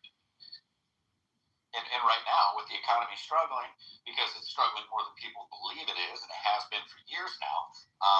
By what measure? What's that? By what measure? When we just look at the spending, when we look at what the GDP is, when we look at GDP is up. It was up to 4 something. They're predicting the Atlanta Fed says it's going to go 5, maybe 6. Right. Okay. It's been wages are up to 4.4. Wages are up 4.4. Right. The CPI is down. It was 2.7 at the end of the quarter. It's dropped to, I think it's 2.4 right now. Unemployment's a bit higher. It dipped very, very minor. But by what measure are you saying the economy's messed up? Okay, let's go to the decline, because I'm going to go back to the manufacturer decline. Yes, we declined in 2025 and 2026 at the very beginning. So from let's do the whole year. The prior year, 2025, job losses were between April 2025 and December 2025.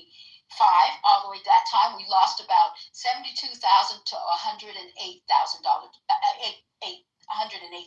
jobs, right? So there's a stagnant job growth too. So you can't say they created jobs, because when the economy is slightly declining, you're not creating jobs. That's why you have the market. That is why you have the market that you do have, because the tariffs also create a strain and availability of cash by the companies that were paying the tariffs at which they also limit the hiring and the goods for coming into the country. You had small businesses, as in the woman who was working at, there's several people who are working on Etsy that had small businesses, and we know that small businesses are the blood of this country, where they had to pay the increased amount on the tariffs. One example was, what was it called, rose gold, that this woman was making goods on Etsy. You can look up that little piece of case. She had a problem because the tariffs increased about 40%. We're not talking about the 15% that's part of the IEPA tariffs that were now considered illegal, right? It was the blanket tariffs that were put in place, and she had to close down the doors. A lot of small business, because the profit margin was so slim, that they had to consider either laying off people or close their doors. And that is the reason why there was a there was a decrease in some of the job losses, right? Okay, so you said the manufacturing is down. It's up 0.64% year over year. I think it's 2.4. So look at the manufacturing decline in 2025. Okay, you said 2026 is down, but 2026 it's up 0.6 already. I just actually looked that up. But what I will tell you is this: manufacturing. Everybody thinks big manufacturers. Do you know what percentage of manufacturers are over 100 employees? Like less than 17%. 93%, I think, are under. No, 70% are under 20 employees, and 93% of those provide health insurance. So manufacturing isn't these huge conglomerates like Apple that we need to bring back. Nails for homes. There was only one manufacturer 10 years ago. I don't even know where my nails come from now. Guess what? We can bring those jobs back and they can be profitable. There's manufacturers all over this country doing it still and making great money. I can tell you, I run a manufacturing company. We do engineer wall fucking panels, roof panels, in ag buildings, commercial buildings, homes. We do it all. Okay? And what I'm telling you is, now there's a decline. Now I'll tell you this. That's not true. The numbers on manufacturing just came out and they're up. I don't remember the exact percentage. Come on, yeah, but they're not sustained. That was just based on January, and not even February's over yet. We're talking about the entire 2005. And your numbers, you've got to look at what's available, because there was a government shutdown and the numbers were not being produced. But nevertheless, when we're talking about manufacturing, you're looking at chemicals, food and beverage, and tobacco, and you have a small number that do computer electronics, which is about 6%. And we're up 2.4% year over year. Yeah, but they hit 6.6. Is that what Trump numbers told you? No. Okay. Just go look them up, please. Okay, do whatever. Okay, whatever. Now here's what I'm going to slap the living shit out of somebody out there. I know, because we heard for 4 fucking years we had record growth. No shit, dumbass. We fucking shut the country down. But good God, let's let the Democrats get on TV and say, I'm not we have picking so sides. many fucking new jobs this month. Well, fucking let me shut the bitch down. I'll shut this fucking country down, and then every motherfucking day I'll set a new record when I open it. For fuck's sakes, it's not hard to say all these things that they've been saying for fucking 4 years, and then they say, well, we're just riding our coattails. When something bad goes wrong, it's fucking Trump's fault. When it's good, it's the fucking last guy's fault. And let's be real. Whose fucking fault is it that we got 22% inflation in 4 fucking years? You just took fucking 22 cents out of every dollar somebody makes and fucking pulled it out of their paycheck. I hope you like it. Guess what? There ain't nothing about that economy that was good, but they told us it was. They told us the inflation was transitory. The fucking left economists, the left-leaning economists said, guess what? Inflation's going to be way up here this quarter. So I guess we both can agree that the numbers are not good from either side. We have to admit we were wrong. We didn't expect this. We didn't see it coming. You had the Fed not lower interest rates, and part of the fucking chair, the board, wrote a dissent about it, saying we should be lowering it. But now Powell didn't want to do it. Why? Fuck, it is anti-Trump. We all know that. He's pushing that motherfucker hard to lower rates. Lower rates and see what happens. Because guess what? I love it when somebody says, well, when I bought a house back in this year, we paid 14%. Yeah, the house you bought was $62,000. Why don't you go see what it is at 6% when you're spending $500,000? Totally different fucking category. And this is why people are totally off. You can look at all the numbers back then when it was 2 and 3% for freaking mortgage. House sales are going to fly. This is why prices went through the roof. Prices over doubled. On the water down here, on the water down here went from $1 million for a very nice lot to $1.25 million to now it's over 2.5 for any lot. And you got to tear the house down because it needs to be torn down. That's over double. On the Intercoastal, $5 million plus. This is what happens when you do things that I thought it was bullshit. You should not have lowered the interest rates. There's a lot of things done throughout all of that. The $3 trillion stimulus package totally destroyed us. We were, 3.8 or 3.9 trillion, I believe it was, before COVID. They added $3 trillion, and we're actually above that number. We never lost that $3 trillion. It's not coming back down. They're just finding new ways to spend it because America knows we're already up to 6.8. Let's go 7. And it's going there. This is what's happening. We got a government that's just sitting there spending money. And guess what? We want to blame inflation on the president? No. After 1 year. People, 1 year. What's that? I'm not blaming, and I'm not blaming one on one Like you go to person. McDonald's and they hand you a meal. We're sitting down at a dinner. It takes time to get the meal delivered. Hey, I'm not blaming just one year. Trump had a prior administration too. So nevertheless, let me correct real quick. Yes, Apple, but Alphabet, Amazon, Meta, Microsoft, and Netflix are all Delaware corps. And so what I'm trying to say is that most of the businesses are going to be Delaware corps. Why? Is because that's a corp, that's a state that doesn't evolve or pay where you have to deal with taxes, right? That was one of just like Nevada, just like Texas. It's either a choice between those two states. So I stand corrected on Apple, but I know that all my other tech companies and a lot of major manufacturing companies are Delaware corps. Correct. Now about your let me correct it too, and you need to correct yourself too. Manufacturing. Let to be very clear. Yes, 70% we got manufacturers, but you know what they are? You got 12% that are chemical. You have 11% that are food and beverage and tobacco. Of course you're going to have tobacco. We created the cigarettes and the little fake pens, right? No problem. You got maybe 6% of all our manufacturing. You throw in TMSC, you throw them in there? Yes, but we only have 6% of the global semiconductors, communication, and the medical devices, right? Transportation equipment. And that includes automobiles, aircrafts, Boeing. Yes, we have Boeing, but Airbus is in France, but we only do 6%. Now you have the common competition of electronic cars coming up where we got to compete with probably BYD that's going all over the world that has stifled the competition of Tesla. But, Tesla's not the only electronic cars, but it was one of the ones that were breaking grounds, and now we're only manufacturing of all what we're doing internationally and globally, 6% of all of transportation equipment, and then fabricated metal products. Let's just be real. I'm giving you a percentage. I'm not talking blankage. I'm talking machine shops, forged metals, because we had a lot of our steel industry that had suffered from truly, and I'll definitely cite on this, where the tariffs, where we had countervailance, where people were dumping bad steel in our country, right? So I understand that. You had to deal with countervailance, which are taxes to avoid to deal with people that were dumping, anti-dumping laws, right? So the manufacturing that you're talking about is very limited in scope.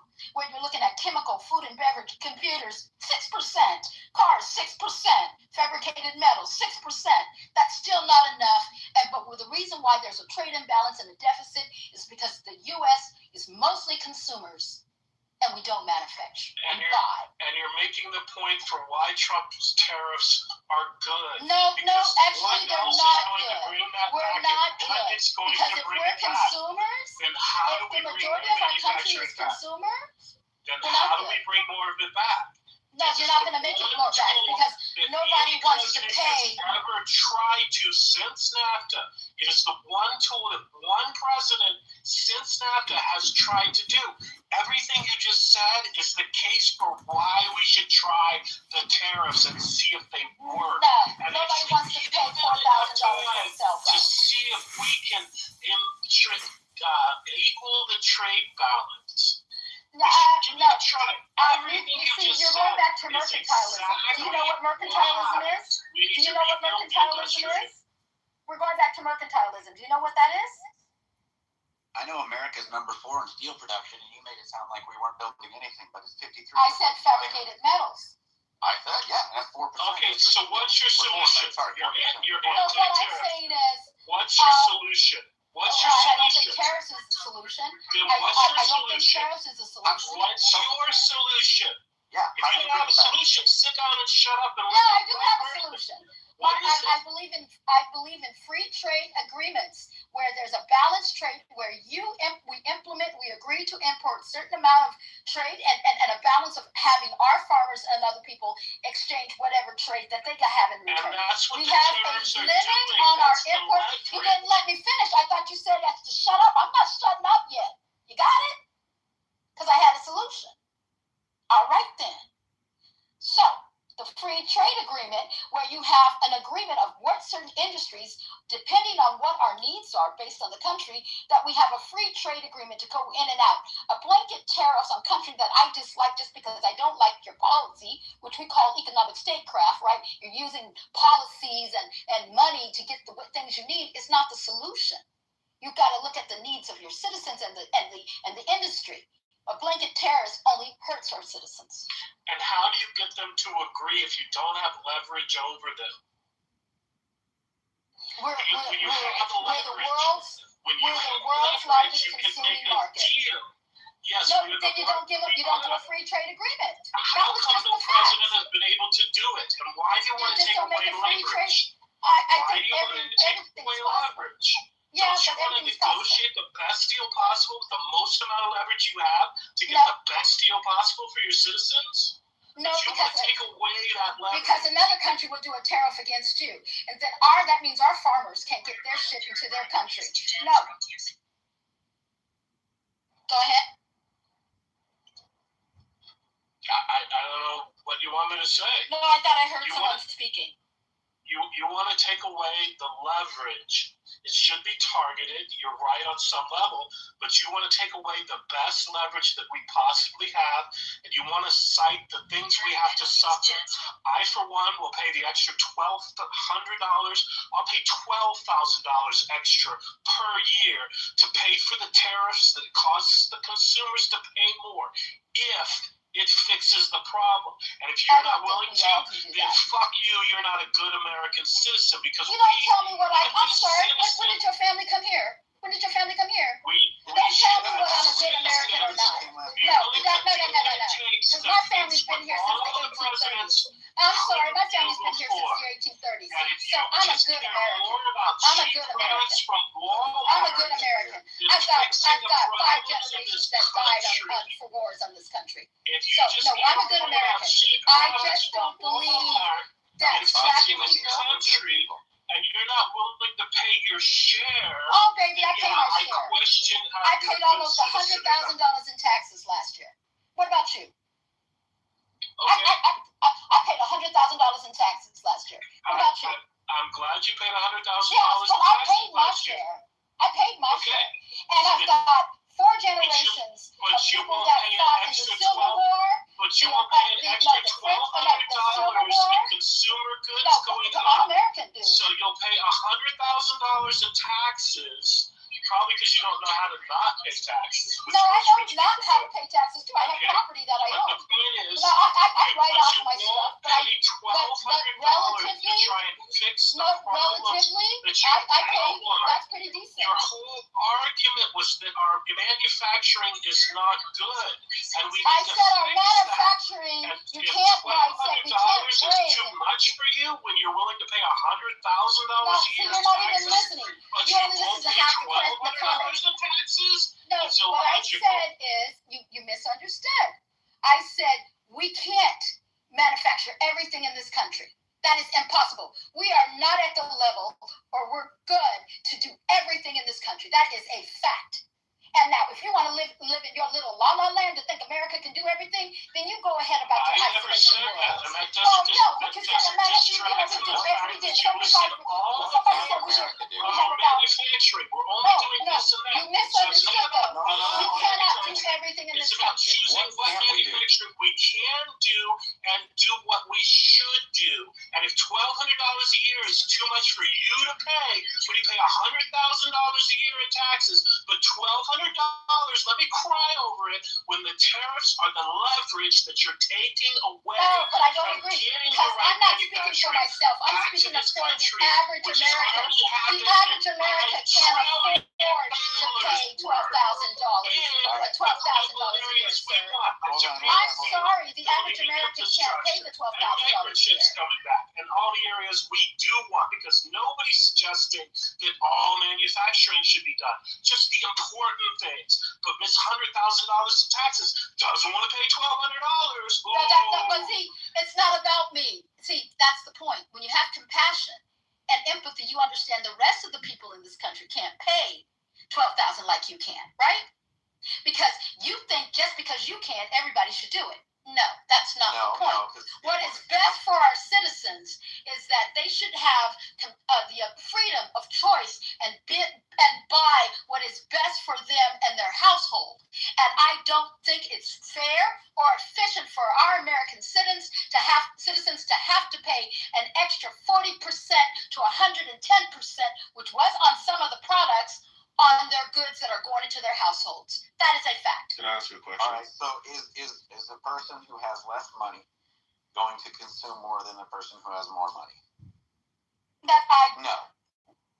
The answer is no. Yeah, I'm but going to tell you something. If you read the book and you read the fair tax, it explains all of this. And people want to attack the fair tax, and then they jump in it, and they only half honestly try to tear it apart when they don't really look at the embedded taxes and things. They forget about that completely in the narrative. But the problem is this. I know this because, okay, when we sell a building that's $10 million, a house, okay, that rich guy doesn't pay his fair share. Oh, wait. He's got the $10 million house on the water, and he's got 3, I'm not exaggerating, 3 condos in one building and 2 in another. I know the one we sold in a building, he was paying $200,000 a year in taxes. You know what? He bought that for his employees to use. Never got used. That's why he sold it. Didn't get used for 3 years. So he's paying in his main house is, I don't even know. I've never actually done my market on it, my CMA. But I'll say it's probably about 30 million since his boat is about 150 million, right? It's a beautiful house. But he's paying on all these properties, and he has 0 kids in the system. He uses one of his houses, and he's paying, I don't even want to guess what a total would be. I know in his 3 condos, he's got to be paying about $450,000 in taxes. So you're telling me that the rich man isn't paying his fair share? No kids in the system. He's rarely here. When he's here, he flies in, he's on his boat. He ain't using the streets. He's employing people. He's got people in his house all the time, maintaining it, cleaning it, taking care of it. He's got a staff of 12 on his boat. Full time. And your point is? So my point is the rich are always going to pay far more in the tariffs than the little guy. So guess what? You can compensate for that. You can even do things like the fair tax said, hey, we're actually going to give a kickback. These little stimmy checks that Trump was talking about, you could do that to the people at the poverty line, and you can find out you don't even waste, they found this out, you don't waste a dime trying to find out who's at the poverty line. What you find out is where's that line in each state. Every person in that state gets that amount. And people say, well, why does the rich guy get the $142 to cover that taxes? He's going to tip that the first night he goes out with his boys to the steakhouse. He's going to give that tip to the freaking waiter. Because he's going to spend far more than that. It's irrelevant. It's about saving money. Send it to everybody. It nullifies the taxes. It nullifies the tariffs. And guess what? It doesn't hurt them. It helps them more than it ever helps any of us, even in the middle class. It helps those at the poverty line. So you think so you're speaking trickle-down economics, we right? don't want to have solutions. We always want to attack everybody's way unless it comes from our side. I didn't say it was right or wrong. What I'm saying is trickle-down economics. That's what you're speaking of right now, right? No, I'm telling you, there's ways to do this, and I'm telling you, he's right. If you and him are trying to compete, and I'm sitting here going, well, wait a minute. I'm not looking for competition. I don't care. I'm just telling you, tariffs were not good for the average American. I'm just telling you that tariffs is not good for the average American. You for 38%, who's going to be manufacturing and sending it here? And you know what? India Everybody's always worried about China. Oh, India, you know them? Turkey, you know them? Both of them are trying to work out deals to start doing more manufacturing and taking it from China. Who does that advantage go Yeah, to? because the We start tariffs are making too allies. high to import their shit into the United States. And we So work what out they deals believe to help is them. that they begin to isolate U.S. So once we become isolated and they create trade deals, see, you're not understanding. See, here's the problem. What happened when China Here's the what problem. happened to Europe? The U.S. is pointing their guns at When they several different nations, right? So See, you can't pick a fight with everybody. See, what you don't understand is you can't pick a fight with everybody because at some point you will lose. Guess what you do? You can't pick a fight with everybody because at some point you lose. So this current, what's going on is producing tariff fights with everybody, and you know who's going to lose is our citizens. What did the UN do the day after Trump said we're out? What did the UN do? I can tell you what they did without even fucking hesitating. If you knew, Tell me what they did without fucking hesitating. thank you for admitting you have no fucking clue. No, and I don't need to prove my knowledge to you. See, I'm not in a little mind penis world that I gotta prove how big my dick is because I don't got one. You were in that. I don't got one. Okay, so tell me, you're just mad because I make up over You were there with your little right? problem. Oh, bitch, you just jealous. Now we got some hate going on here. You got some hate. Because America So you now do a personal attack. But I just said, so tell me what. When people begin to personally attack, we're broken. We're out of fucking. oh, I'm sorry. I'm talking about the average citizen now. I'm being I'm real. talking about the European Union. You dumb. No, I'm talking about the average citizen. Because what happens is, what you don't understand is No, what I that, don't understand is they're broke without us. that's your assumption. Because see, what happens is they can create like in Davos and other conversations that they've been having, even in Munich when after Rubio made his speech, or did you see the speech that Rubio made? No, you didn't, right? Oh, sorry, you're too dumb for that too. Okay, so what happened was that they're going to make their own free trade outside of us that may exclude us. And like they said, you can't pick a fight with everybody. Who they Because doing when it you're with? picking a fight with everybody, Who they just doing because it we're with? a superpower, someone will Who lose. they doing it with? China? Are you too stupid to fucking remember what they said about it when China came to them? Oh, but China did come. And but they're now doing deals with China, right? But they're doing deals with China now, aren't they? You know what? They're doing deals with China? No, They're doing deals with India? You know why? And they're doing deals with Malaysia?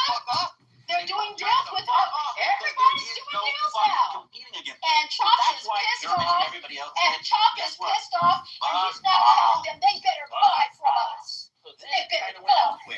And China couldn't get it done, and then China came to the fucking table and bowed to fucking Trump and said, "All right, fine, deal." Actually, no, did you ever Europe see? said Actually, shake that. Europe You said know when no. he's laughing. Do you not see his face? No. Because the Europe one thing said China no. said was, it's been Europe around said for no. 2,000 years. Europe They said know no. how to do patience. Europe said no. You know what China said? Europe They've been said around no. for 2,000 You years. know why Do Europe you said think no? Trump's going to You break know why China? Europe said no? Trump is only in the office for the next 3 years. You think they're going to break China? You got a dictator going against the United States. You know why China is not going to break. They've been around for 2,000 years. China fucking loses? They're going to be around. They've been around for 2,000 years. They'll be around longer than we will.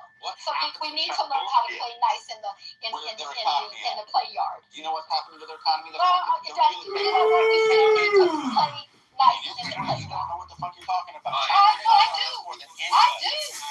do. What if the other people don't play nice with you? You still going to play nice? When you don't play nice, then you don't do tariffs. You do trade agreements, right? What You trade create an incentive, but What you don't trade have to. agreement? Just like sanctions exist. Yeah, I'm not against sanctions. I'm not against sanctions. I'm not against export compliance or trade compliance or regulatory compliance. What I'm not for is tariffs that harm our everyday citizens. That's it. Tariffs are not necessarily harming us. We're forcing other people to lower their trade barriers. Because they've been erecting trade barriers left and right, and in all kinds of names. That's why we need to fight back. Thank you. I disagree that everybody has a trade barrier because just because somebody doesn't want to have modified GMO meat into their country I think they have restrictions and standards. Is a Jeep U.S. would like to Wrangler- export their beef. is I'm a just Jeep being, Wrangler I'm is giving you an example. What No, I'm not rambling. Wrangler I'm not modified rambling. fucking meat in their face. No, I'm just being honest. Okay, so Some of let's the be trade honest. barriers that exist have to do with the quality of the Jeep meat or the Wrangler- quality of the product that's going A into the Jeep country. Wrangler has over 100% fucking tariff on it when it comes in. from cars? China literally nails the shit out of our cars so people don't buy them. So But why the don't fuck do we you think it's literally bad? nail the shit out of Chinese cars so that we don't have BYD on this market? We Show told me- Canada show me- don't import show BYD me into a their $48,000 land. car We're in telling America other that countries you're paying $100 don't for. do this. Because Reed, they- show me a you $40,000 first. car in their country we're paying Okay, $100 for. well, but we tell other countries don't do this. Otherwise, we're going to raise your tariffs and we're going to cause you harm. China did it Oh, to come on, us please. first.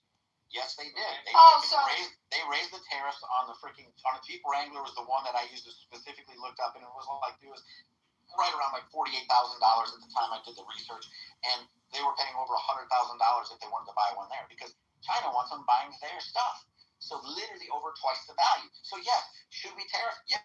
Show me a car. Actually, no. Why don't we make Americans buy our Right, stuff? you just can't fucking stop. I'm just saying, why can't you just tell Americans to buy our stuff?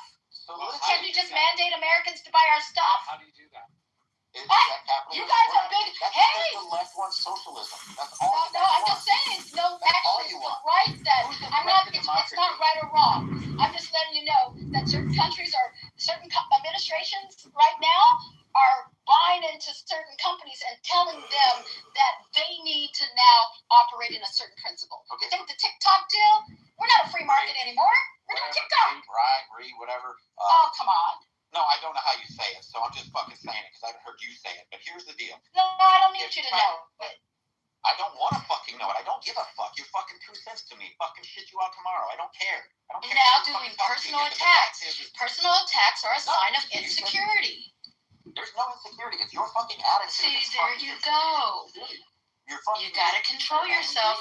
Breathe in You're and angry. exhale. How come you can't shut the fuck up and listen? Breathe No in. wonder you're fucking single. And I'm not single, actually. You wish I was. You're probably single. See, that's where you go. On you. You're probably single and been dumped about 500 times. Yeah, not funny. Been in 3 fucking relationships, and this one's. Oh, that's the only